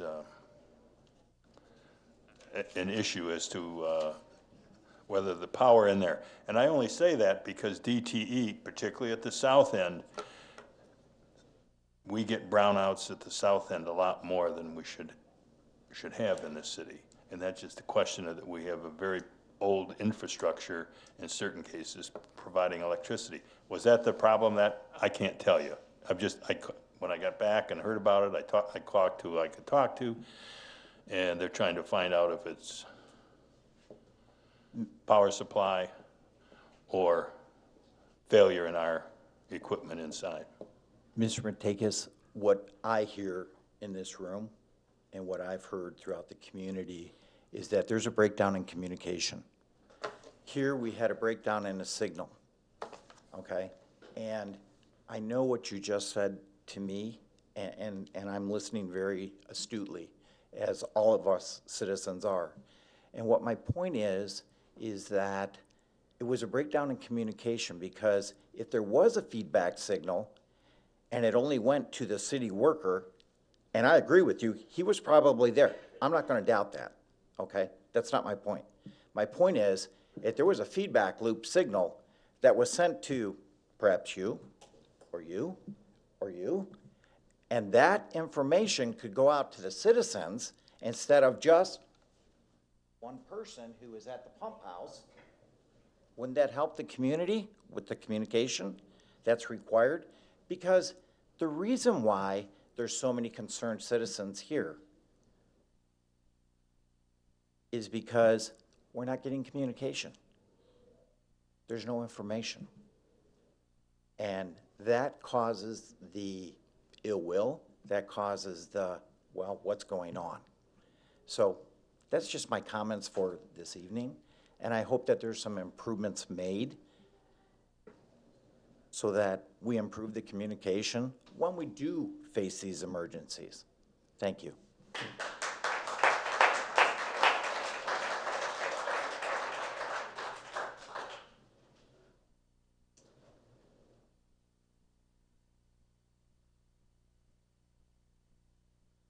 Well, I see no one standing, I see no one moving, so I'm going to move back to the consent agenda.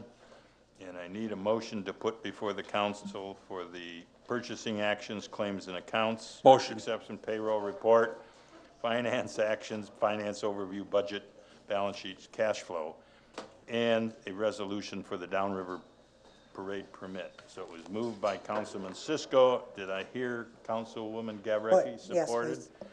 All in favor signify by aye. Aye. Opposed, same sign. We're carried. We're down to resolutions. Resolution to adopt the fiscal year budget. I'd like to put it before the council and ask the CFO to come forward, please.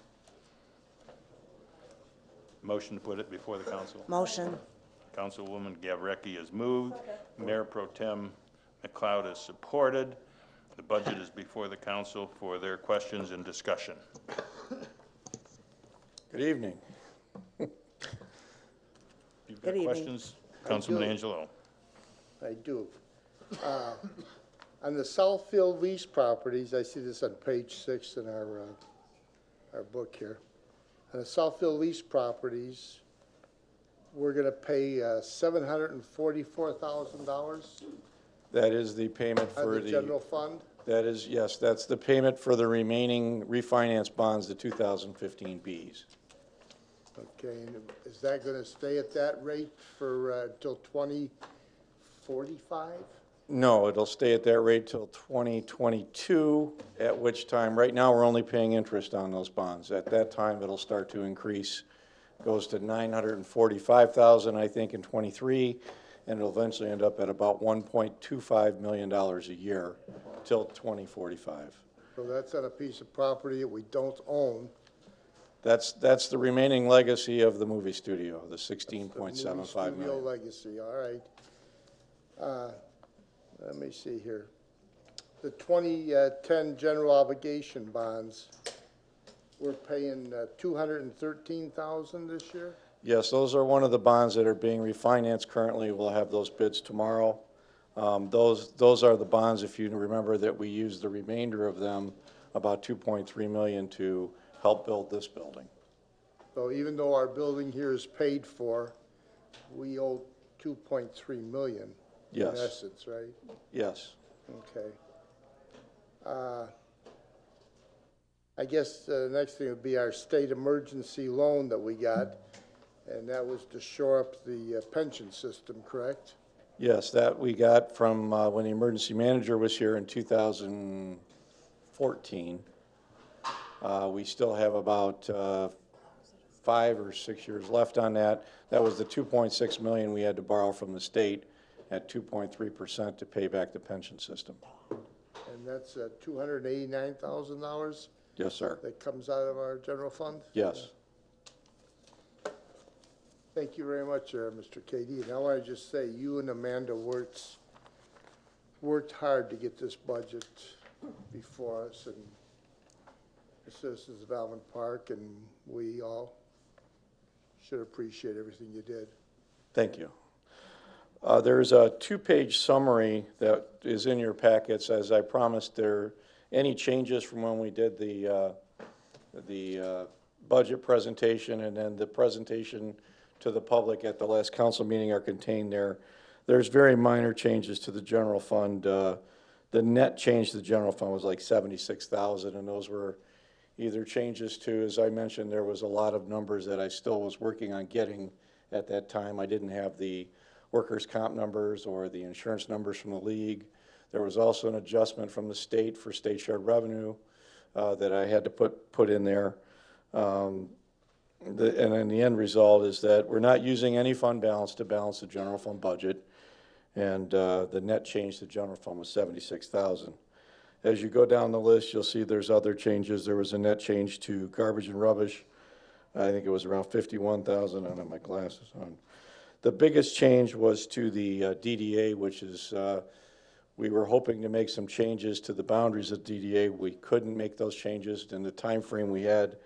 Their revenue is going to go up about $414,000 over what was reported 2 weeks ago.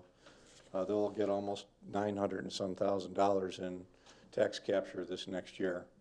It's kind of a shame that we're rolling back our millage because our taxes went up greater than inflation, and the DDA gets to reap all the benefits, but that's just the way it works. What did you mean change boundaries? I'm sorry. Thank you, Mayor, for allowing me to talk. What did you mean by that? It was a long discussion with legal counsel, but the time frame and the requirements to do so just didn't work for this budget year. Well, change what boundaries, though? Where were you going to go? We were hoping to be able to shrink the boundaries of the DDA. Trick them. Shrink them. Shrink them. What does that mean? To make them smaller. Oh, smaller and not go as far as they go now? Right, we wanted to take the area that was basically Order 54 from Joyce Parker, which was the 104 acres, out of the boundary. Okay, that's the only part you want to take out? That, no, there was a little bit more in there, but yeah, we were trying to square it up, but that was the gist of it, was remove that Order 54 from the equation. What's the reason we don't allow Champaign and Rosedale area, that block of businesses? What's the reason we don't allow them in the DDA? When the DDA was established, I believe it was the council and the DDA together that decided what the boundaries would be. I know when you go down Allen, it ends just short of Angelina's there at whatever that's. Inglewood. Inglewood. Can we change those boundaries? I mean, I don't understand a whole block of businesses that's not included in the Downtown Development Authority. Yeah, it's a lot easier to make it smaller than it is larger, because if you try to expand the boundaries, all of the taxing entities have to agree to it. And the county and the schools and all those people that would give up taxes typically don't want to give up their taxes. So I can see taking that area out of the old Southfield lease property area out of it. I can understand that. That'd be a help to the city. Yeah. And other than that, you have the resolution, which I've updated, which has all the requirements that we need to adopt the budget.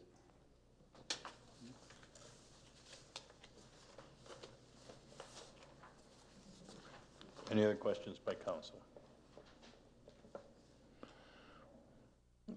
Thank you, Robert. Thank you. Just for people watching and maybe people here tonight, there was a prior work session 2 weeks ago. The council was then presented 2 weeks before that, the budget, so they've looked at it several different times. We also had a public hearing at our last meeting and was looked at it at that time. So we were in good financial shape, thanks to all the department heads, the city administrator, our CFO, and a careful council. So thank you very much. Thank you. I'll ask for the vote on that without any other questions. All in favor signify by aye. Aye. Opposed, same sign. We are carried. Resolution to approve the intergovernmental agreement with Wayne County and the City of Allen Park for improvements to the Humpty Dumpty Park. We have a motion for that. Motion. Support. Councilman Rourke has moved. Councilman DeGiulio has supported. The city administrator will want to explain that to all of us. I'll save the Parks Director to trip up to the podium. This is a interlocal agreement for the Humpty Dumpty Park at the corner of Arlington and Lawrence. I believe it's a $34,000 coming from the county, and then the block grant will be putting in another $90,000. Plus, we had about another $21,000 in program income, so we're going to have about $111,000 total from the block grant, $34,000 from the county, and I believe we're looking for some in-kind help as well to make the project finalized. $36,000. I'm sorry, 96,000 is on this one. The interaction's really good here. We're kind of old school. So 96,000 on this interlocal agreement.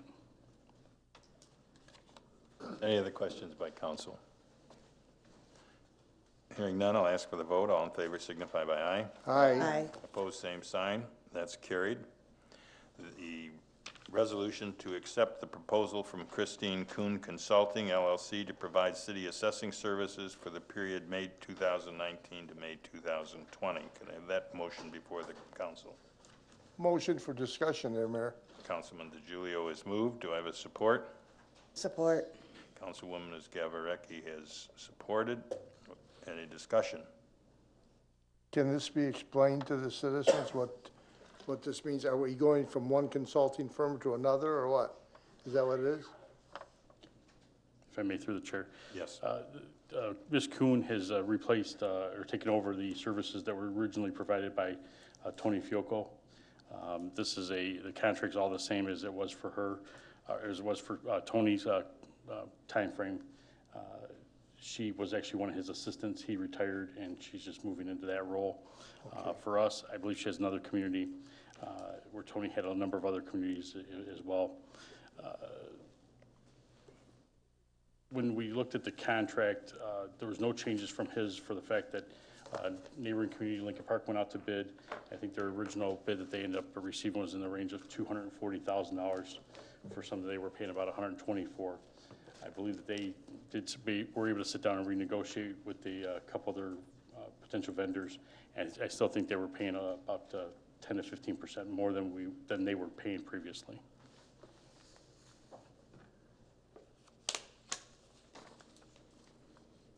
Any other discussion? Hearing now, I'll ask for the vote. All in favor signify by aye. Aye. Opposed, same sign. That's carried. Motion to put a resolution for the GFL contract before the council. Motion. Support. Councilman Cisco, supported by Councilwoman Gavareki, excuse me. Discussion of this. City administrator may want to say to the citizens what this contract is, because it just came about this morning. Yeah, obviously, the trash issue on the streets of Allen Park is daunting. I was able to get a hold of a previous vendor that we have dealt with in the past for bidding purposes, and that was GFL, Mary Jo Van Etter, and they were able to make a visit here today to come up with a proposal. They are able to have approximately 50 trucks here on Saturday. In addition to the advanced disposal trucks, I think we'll have about 15 to 16 from advanced disposal plus our own staff. I believe that we can get everything cleaned up by the end of the day Saturday. We'll definitely see where we're at with the advanced disposal as they're moving along through the various neighborhoods.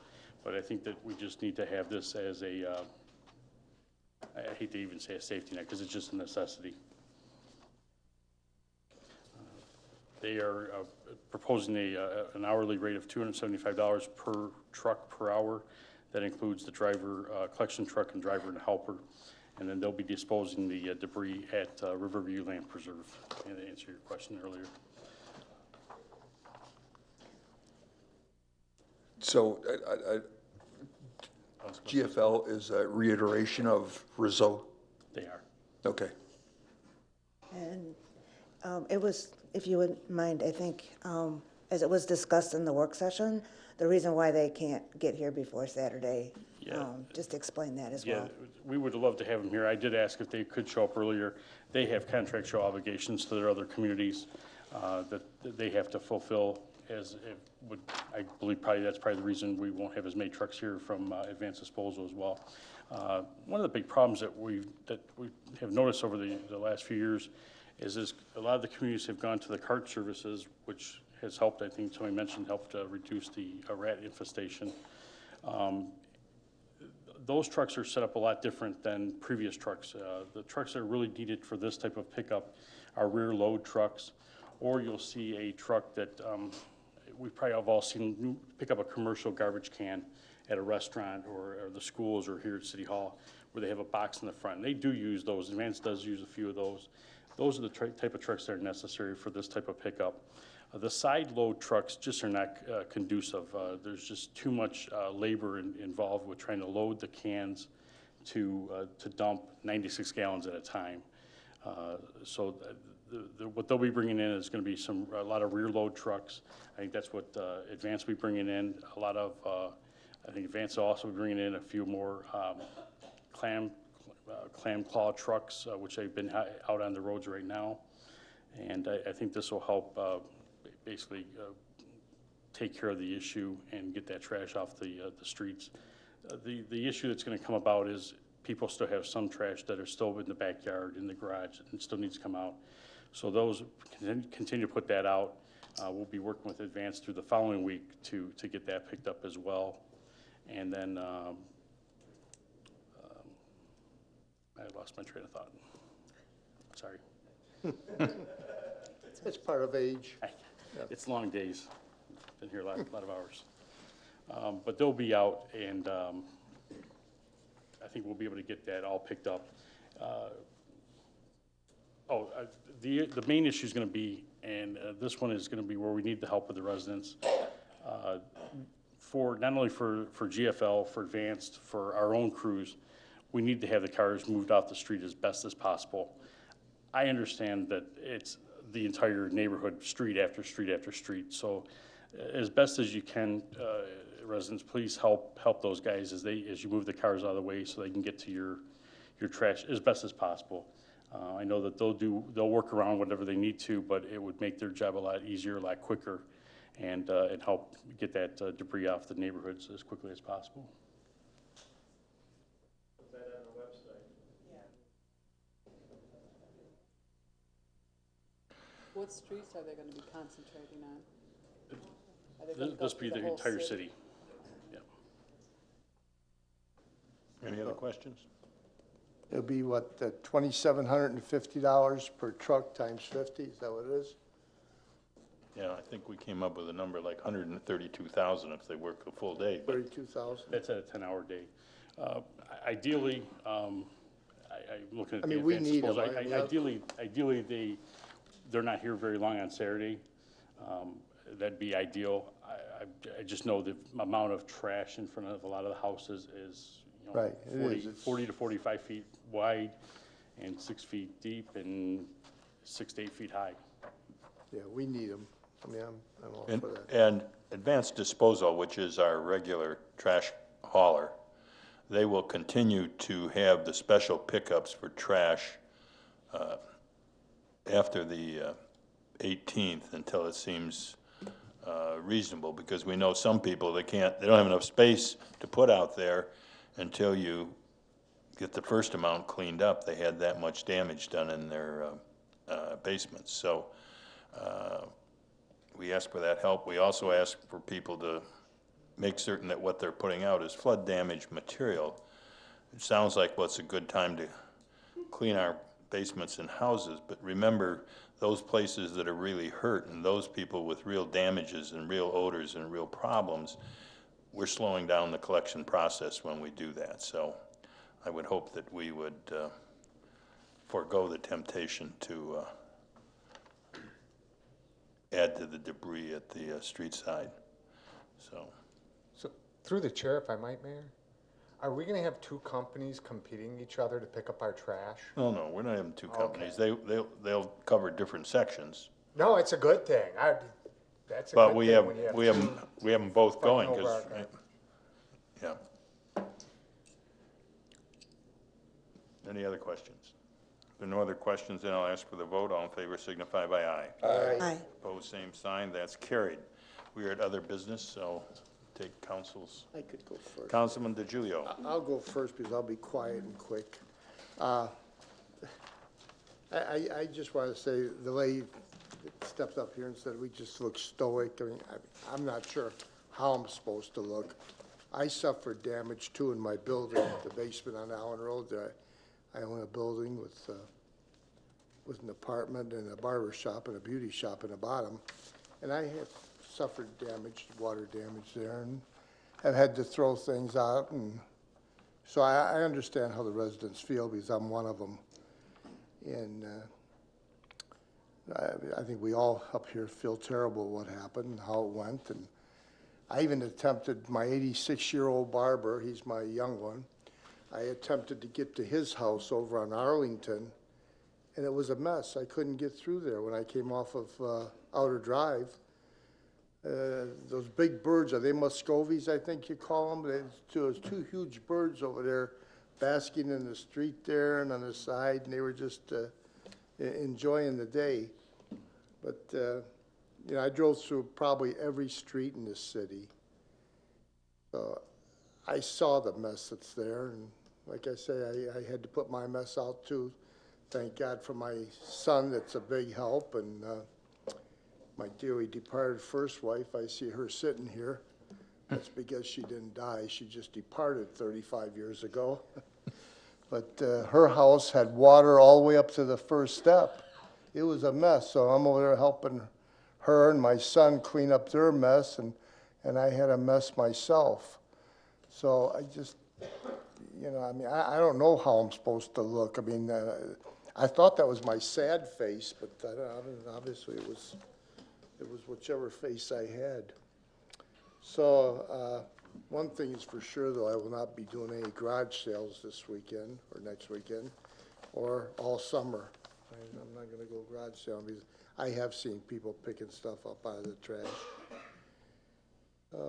And that was a mess. If you drove down there on Outer Drive in Southfield, you saw that viaduct there was right up to the road. I mean, it was, and I thought, well, I'd go down one of the side streets there and go see what John's up to with his house because he had a mess, but I couldn't do it. I could not do it, and that's actually the same street Mr. Pillar lives on. He mentioned that he lived there, and luckily he doesn't have a basement, so he didn't have to have any damage, I hope. And okay, and with that, I'm just going to say good night, and we do feel terrible for everybody, and you know, we've had it too. I've had it too. I had to clean up, and we're still cleaning and throwing stuff out of the dearly departed's house. She's still got a bunch of stuff there to get out. So anyway, okay, thank you. Good night. Councilwoman Gavreki.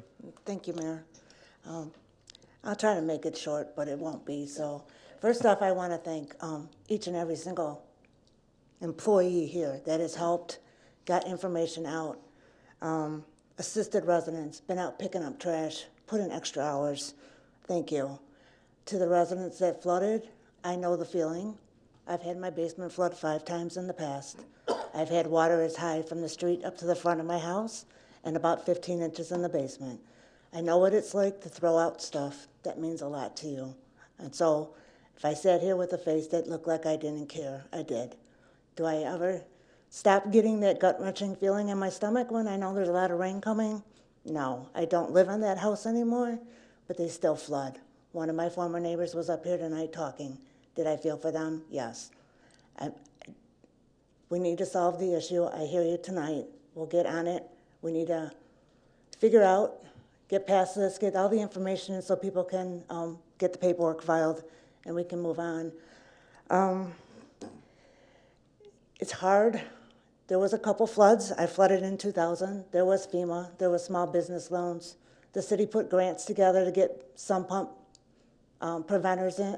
I don't think a whole lot of residents applied for them at that time. So there was very few that were given out. I've gone all those routes only because I knew at one point I would have to sell my house, and I had to indicate that the water did come in the basement and something needed to be done. So try to take the measures. I believe they're working as hard as they can to get the information in.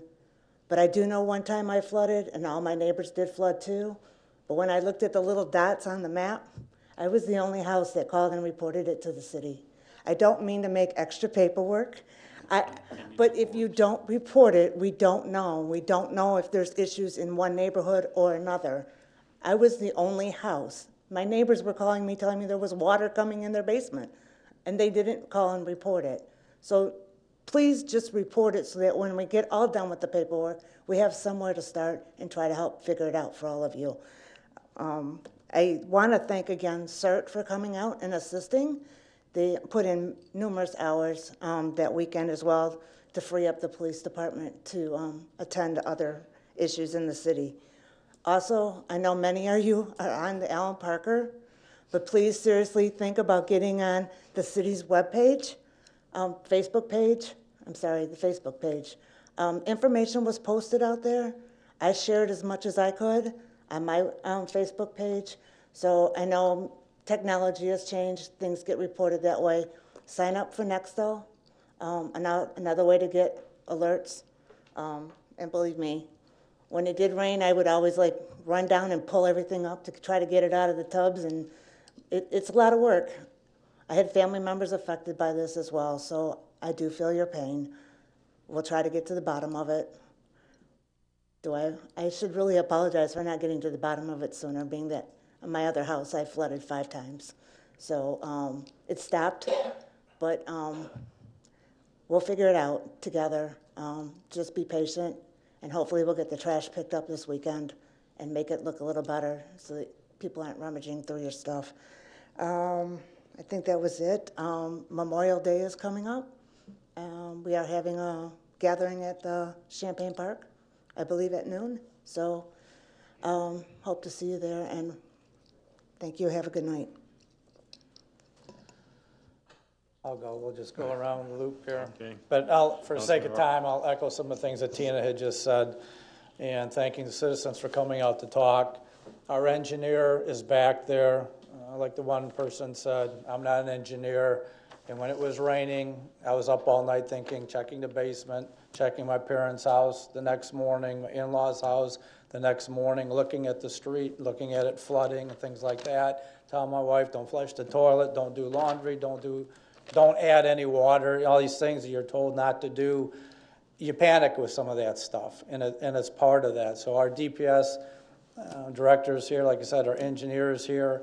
I spoke to Mark on that, was it last Tuesday or 2 Tuesdays ago, whatever.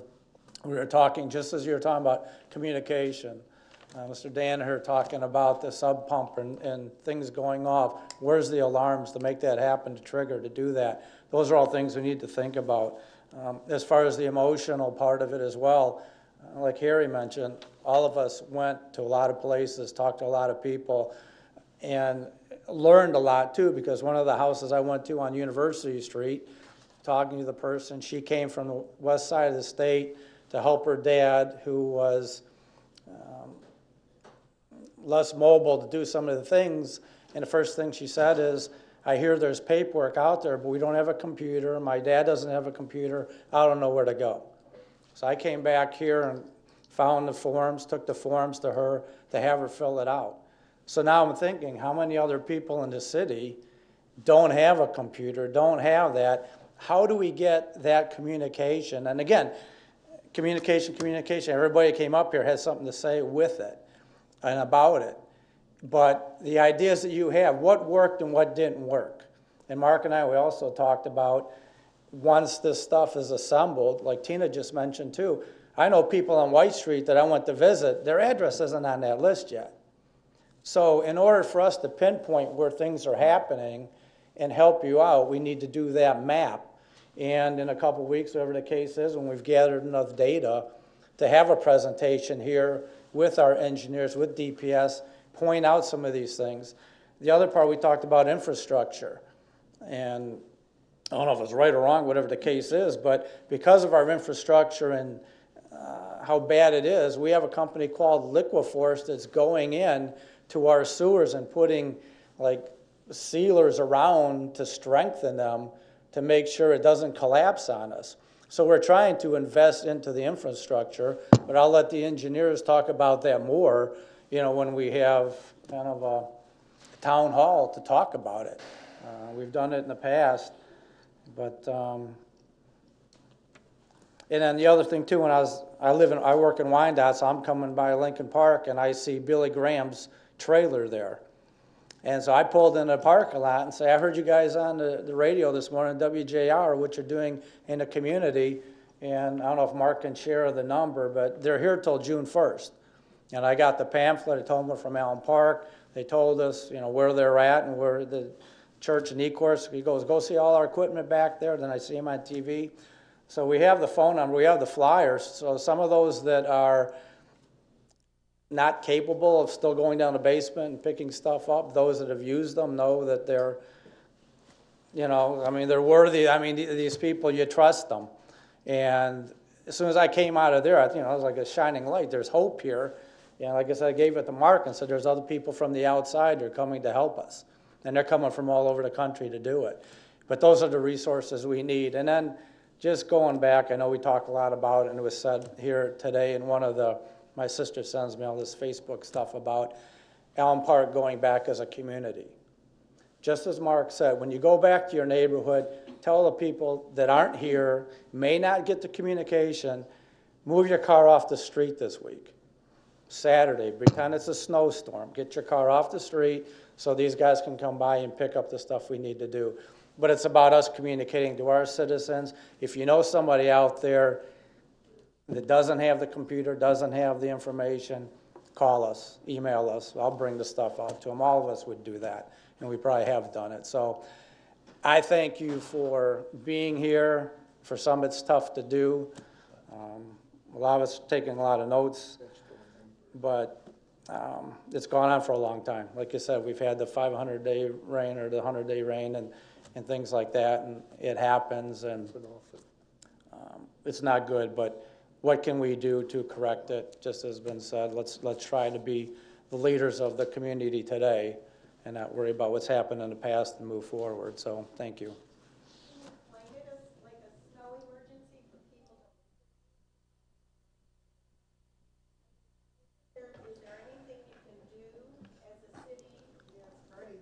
Well, yeah, when it's done, it's on the TV or the police, we send it out saying, and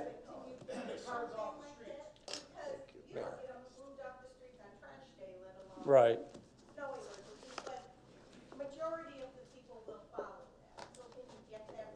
Well, that's something, Mark, if we can try that on the website tomorrow and however we can communicate it. But you'll have some people that say, well, the police aren't giving you a ticket until the 18th, you know, but common sense is, please move your car. And that's where you as a resident in the community to help them and say, hey, can you move it so we can get this done? Sure, please, folks, let's just have the council comment. We'll go from there, please. As we're going around the horn. First of all, I'm sorry that some of the citizens that were here this evening have already left, and I hope that they watch afterward. I want to commend all of you who came up here because, quite frankly, I thought that your demeanor was excellent.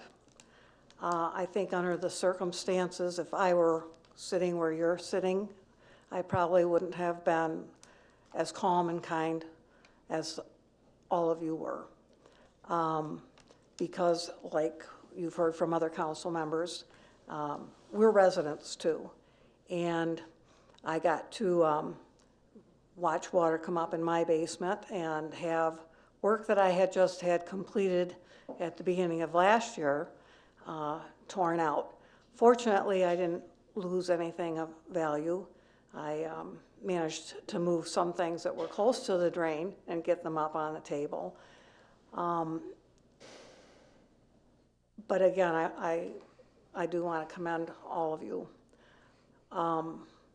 But like you, I was also frustrated, and yesterday, I took a drive around the city for several hours because I was sick and tired of looking at the material on my boulevard and on my neighbor's boulevard and driving around daily through the city and not seeing any progress. I was not happy with what I saw. I expressed that in our work session. I communicated that to those providing services, commending our city workers, who I did see with trucks full of material. We all want an answer. This is an issue that I'm afraid is not going to have a simple answer, not one like solving an algebra problem, say, for example. I think that our issues are multifaceted. I think that there are numerous reasons why things happen, where some houses flood and some don't. Locations change, circumstances change, but that doesn't mean it isn't something that we should not be looking into and engaging as many agencies, including the federal government, into figuring out what needs to be done. At that point, we have to come to you, the citizens, with a solution so that you are aware of what needs to be done and what the cost might be. But I think whatever the cost is, it will be worth it to not have to undergo this over and over again, particularly when we have so many individuals who have lived in this city, some of them for their entire lives. They want to remain here. We have a good, close-knit community. So whatever the cost. And as far as the communications, yes, everyone does not go online. I sent emails and contacted all of my neighbors and told them about the claim form as soon as I heard about it. When I saw them on the street, I encouraged them to fill out the form and get it in here. Please do the same in your neighborhood. Talk to your neighbors. You may get to know some that you haven't met yet, but just ask if you had any water in your basement, make sure you file a claim. It's imperative, it's important. And also, if you can, keep your car off the street. If nothing else, please don't park it in front of a pile of debris. At least give clear and easy access. Thank you all for being here. And again, personally, I appreciate the comments that were made and and how calm you were in making them, because I probably wouldn't have done the same. Thank you. Mr. Cisco? Yeah, first of all, I want to say, apologize to the mayor and Wendy Rudo Stevens if I seemed a little excited at that moment by someone saying that it looked like we didn't care or there was no empathy. It is so far from the truth, it's just unbelievable. And if anybody says that to me, I will say something, whether it disrupts the meeting or not. I won't take that. I've lived here my entire life. I'm 68. So I've seen some things in my life. And I have fought for this city for a long time.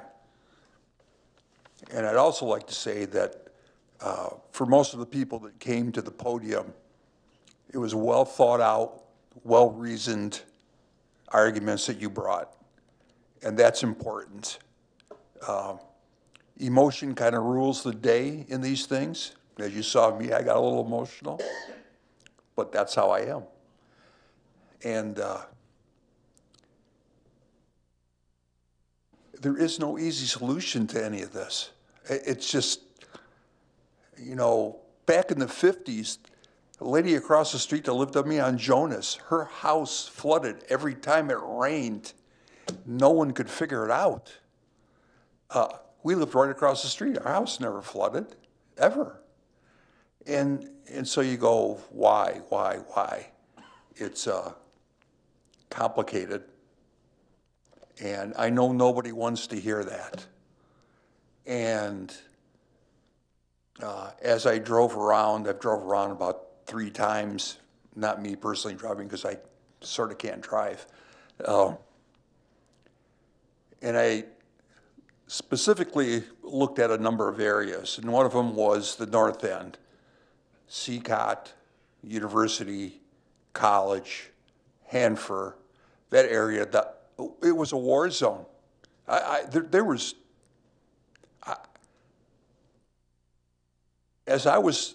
drove down one day and came back a couple days later, the piles were bigger. And I'm like, okay, these are growing. There's a real problem. And I know after all that stuff's gone, there's going to be more stuff coming back out. And we've talked about that this is not the end of it. This is a continuous thing until we get it all cleaned up. And then once we do that, we can start thinking about how do we proceed? You know, it's mystifying. I'm here. We hear all the stuff all the time. Everybody's hearts here broke at this stuff. When I drove down University, College and stuff, all those streets, my God, I've never seen anything like that before. I have never seen anything like that in my lifetime here. Never. Okay, so there's a problem, obviously. How do we fix it? Well, we're going to try and figure it out somehow. Something's wrong somewhere. We all know it. You know, one of the things, you know what you have to be a member of the city council? You know what one of the qualifications are? You have to live here. You know, we have friends, neighbors, and relatives that live in this city that were affected by this. For anybody to say that we have no empathy or we look stone-faced, you know, I don't know what I'm supposed to do. As Councilman DeGiulio said, am I supposed to sit here and cry as everybody comes to the thing? You know, is that going to help? You want to hear answers from us. There is one thing that I totally agree with everybody about. One thing. There are some other things, but totally agree. There's a lack of communication. I've been complaining about this for 8 years since I've been elected, that we don't communicate well enough with our citizens. We don't give them enough information. That we should be the purveyors of information out to everybody. They shouldn't have to come searching for it. You know, if you go to our website, there is information there. But the hard part is trying to find it. Can't find, believe me, I've been trying. You know, we changed our website. When I got elected 8 years ago, we had a terrible website. It did nothing. And then we worked on another one, and we built another one. And now it's just hard to navigate because you don't know where everything is at. So you keep looking and looking, and I do it all the time. I go, now where did I see that at? Because it's not categorized like you might think it will be. So anyway, that is a problem. But there's another thing that we have underutilized tremendously, and that's Nexel. It's where you sign up on your phone and you get alerts from the city of Allen Park. You'll get alerts from Dearborn. I even think we got alerts from Lincoln Park. Okay, we do not utilize that. And I don't know why. If there are no restrictions on how we can use Nexel, why aren't we saying there's a problem here, or if there's an accident here? It could be used. So I pushed to have Nexel be upgraded, which we did, which cost the city money. And I didn't look for it today, but I guarantee you I can look for when we signed up for Nexel as Allen Park and we upgraded, I guarantee you there's not more than 8 or 9 alerts since we've done it. And that's been like 2 years. And that is unacceptable for me. And I've complained about it all the time. Now, supposedly our department heads have the ability to go into Nexel and put stuff in, supposedly.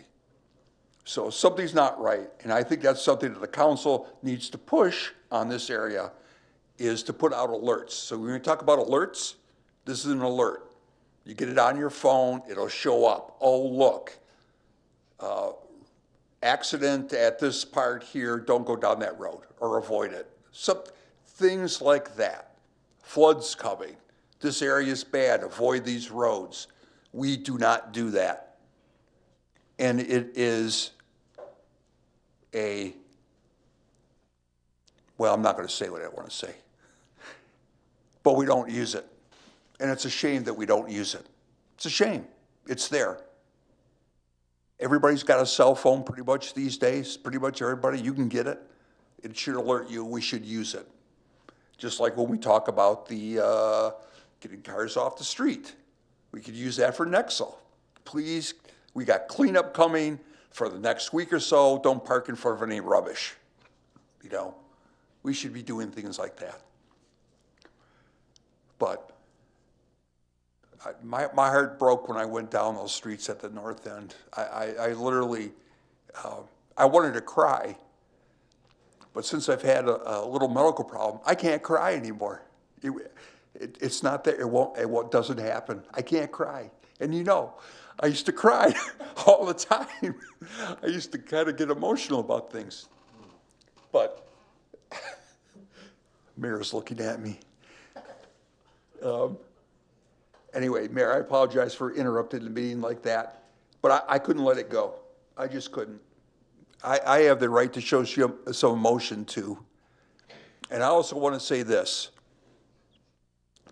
Last thing, and I'm going to say more about this at the next meeting. Facebook. You know, people are using Facebook like Alexa. Hey, Facebook, where do I go eat tonight? Hey, Facebook, I saw a dog running down the street. Now, a lot of those things are good community things. They are good, positive. A lot of those stuff is good, positive stuff. But there are people putting out false information on Facebook, and I see it all the time. And it's taken for, yes, it must be true, and it's not. So I think we need to temper that a little bit. And the Allen Parker is not an official Allen Park government website, by the way, or social media at all. It is run by 3 people, 3 administrators that have nothing to do with Allen Park, other than that 2 out of the 3 actually live in Allen Park. So take that for what it's worth. They get to decide. Nobody else does. So, Mayor, we need to get out more information, and I'm all for that. And I'm sorry for all the loss. My heart does break for that. I wish I could do something. I wish I could do something personally for everybody that had a problem. I really do. And I can't. I'm just me. Thank you, Mayor. Mayor, I know you're a kind mayor. Oh, I'm sorry. Go ahead, Mr. Councilman Templin.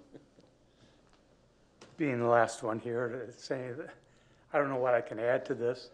My heart does go out to everybody here in the city. I've lived here for 60 years, worked here in the city for 20-some-odd, almost 30 years. I've lived through these over and over again. There's no easy answer. There's no easy solution. I do appreciate everybody coming up here. Everybody remained calm. It was a nice presentation from everybody. What I haven't heard mentioned I'd like to see is that we have to put together here as a group, a committee together to look at what we did good, what we did bad, what we could do better. We have to look at ourselves, look at and I know the city workers, they all did a tremendous job, but there's little things that could probably have been done better.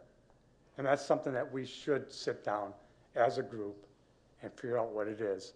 And then we also have to look at what is a reasonable solution for our problem here. It's been going on for years and years.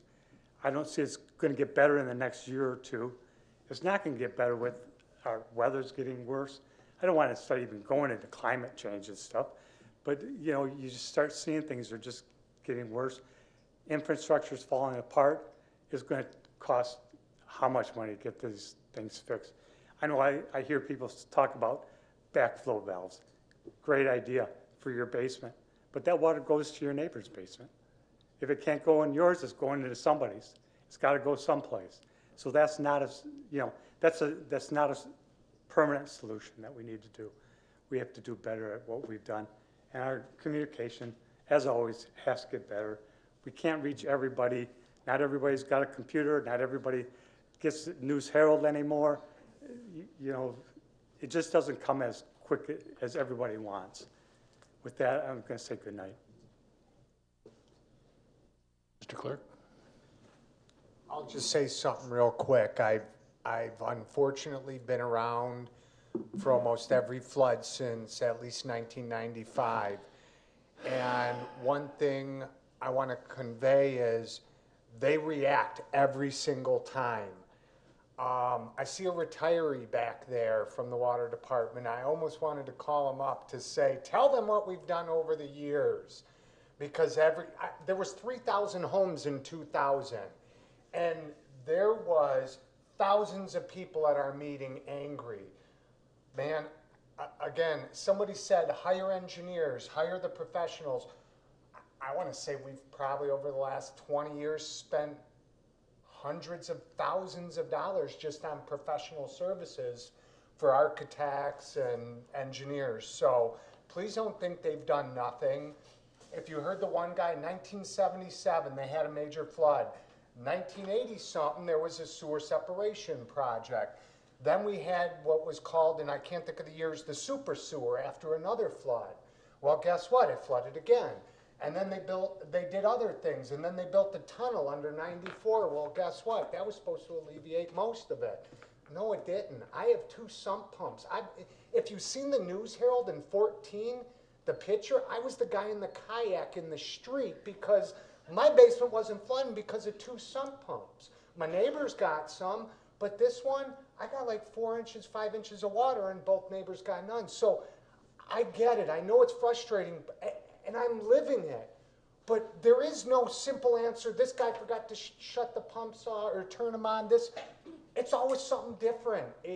I think someone once, the most intelligent thing I heard was, don't forget, this used to be the bottom of Lake Erie at one time. I mean, and this used to be all farmland. There's creeks and ditches that used to run all through here. Water will find its lowest table. So I just don't want people thinking because some of these people are affected, but then some of the employees here are affected. And no offense, but these guys come and go every 8 years. A lot of these employees, they're still here from the 2000 flood. So nobody's not listening and no one's not doing anything. It's just, I don't know if there's enough money to fix the problem. And real quick, I know everyone's been long-winded, but there is a project that was done. Someone said, bring in the Army Corps of Engineers. Oh, they have a solution, supposed solution, but the eminent domain, the houses they want to destroy, that was 80 in one area in Allen Park. There was thousands along all the creeks that they wanted. Well, I think the estimated, it's like $1 billion. So yeah, there's a plan out there, but unfortunately, by the time it ever gets done, my newborn baby daughter will probably be passed on. So, but just don't think as citizens they're not doing anything or they don't care. I despise it, and unfortunately, if I'm still around in another 10 years, I may see it again or 2 more times. So please understand, these people do care. The city is trying to do something. And I'd like to thank everybody for coming out tonight. God bless you and good night. Sorry, Mayor. Madam Treasurer? Mayor, I know you're a kind, caring person. It's a long night. You had your chance, sir. Can you Please, give me 30 no. seconds? 30 seconds, granted to Councilman 30 DiGiulio. See, I know he's a kind mayor. Why don't we start a concerned citizen committee? And I think that young man that spoke here tonight, Mike Nemeth, I think he has the energy and the youth to get it off the ground. Would that be a possibility to get like something like that going? You know, and get their ideas put in, because he seemed to have a lot of ideas from a younger mind.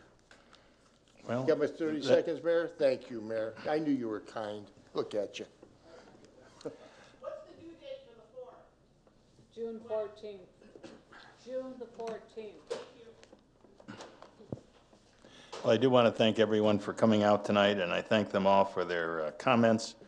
I'm sorry if we look rather stoic up here. I guess when I took this job, I had a very experienced city administrator that kind of taught me the rules of the road. And stoicism by council people, mayors, and that, I think is kind of the watchword. And just so you understand why that's there, if you come up and I like what you say and I smile, and you come up and I don't like what you say, so I snarl, and you say, well, we're both citizens, we're both entitled to the same respect. And so not reacting, and it's one of the reasons as comments and questions we try and control this so it does not get out of hand and become a free-for-all. We want to hear your comments, we want to try and answer your questions as we can, and people sit here and talk about their age here, and I don't talk about it as much, but I was born in the house on Winona that have never lived anywhere here, 79 years. So I've seen the city develop. I saw it when we never got a flood, but we only had 3,000 people. All we had was land. As a kid, it was great. You ran all over the place. All the creeks were out there. They flooded. That was just more water. You could put your, well, we used to steal these cement barges, but that's a different story. Made me think of some of these things. Mr. Eichbauer is one of the older men that are here, is an Allen Parker for a long time. He finally saw the light. He was a Lincoln Parker for many years and defeated me so many times. I hate to think about it, but because we played against each other in a number of sports in high school. He at Lincoln Park and myself at Allen Park. But it's not an easy problem. It's not going to get easier. You talk about a regional solution, and yet Wayne County has decided to get out of the sewage treatment business. 13 communities bought the second largest sewage treatment in the state of Michigan last September. Allen Park's one of those. We have an 8% interest in it.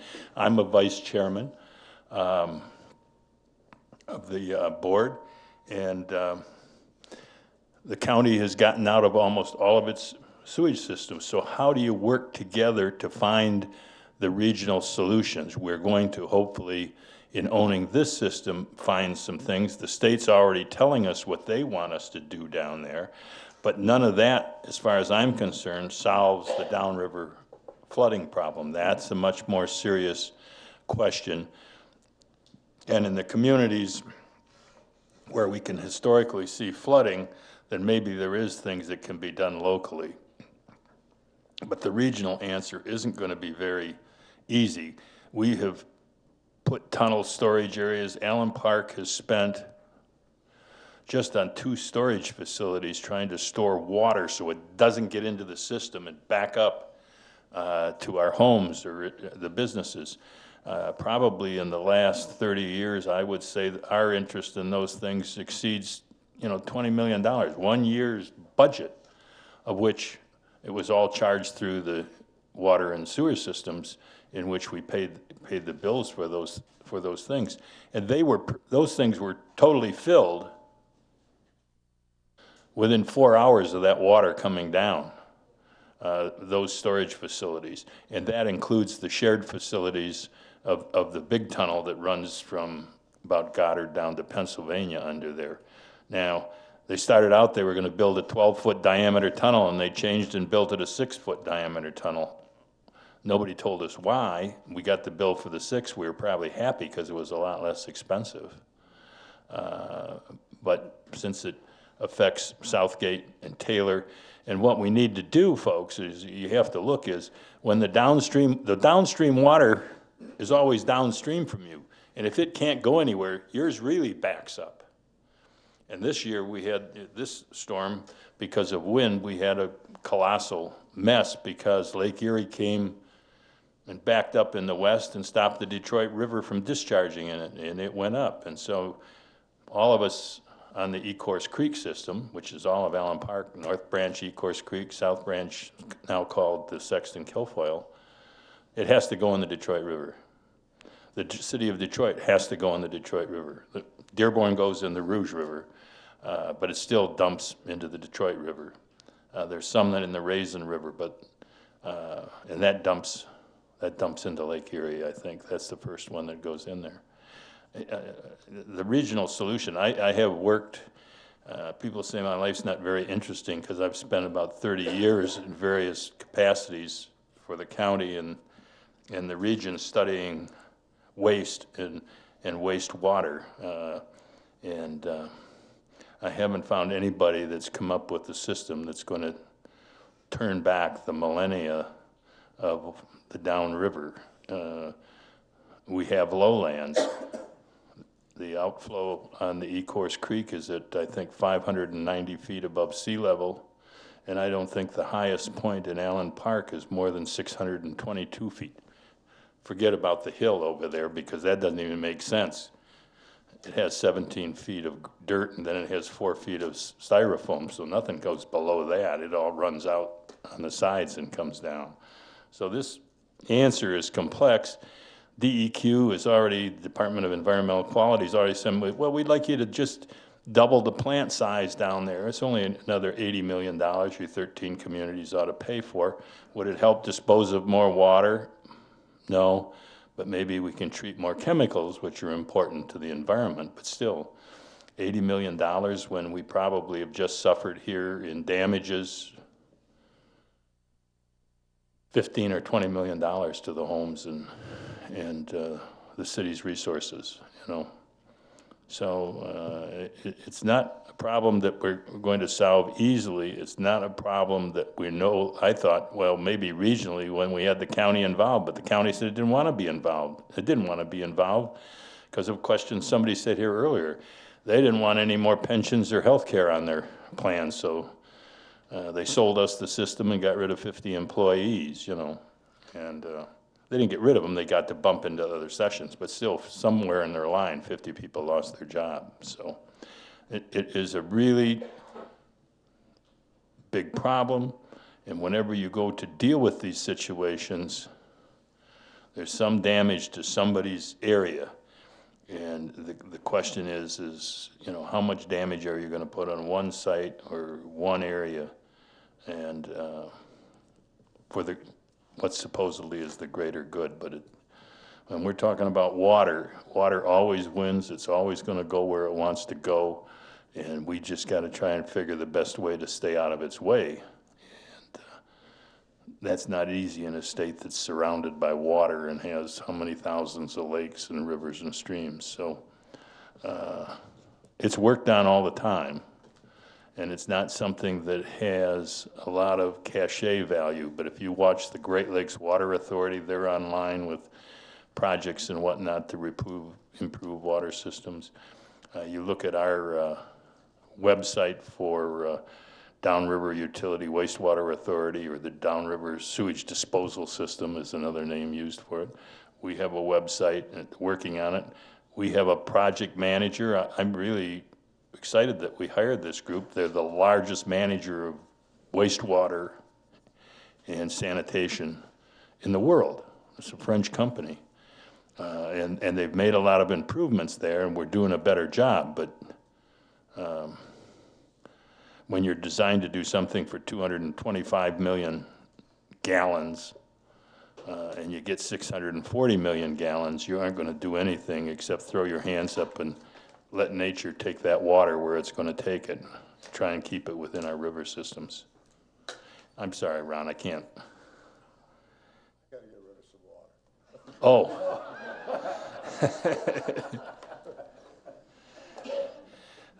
He's a little older than I am. It's hard to find. It is. I was excited to see him there. I'll take a motion to adjourn. Support. And moved and supported. All in favor signify by aye. Aye. Opposed, same sign. We are adjourned at 8:58.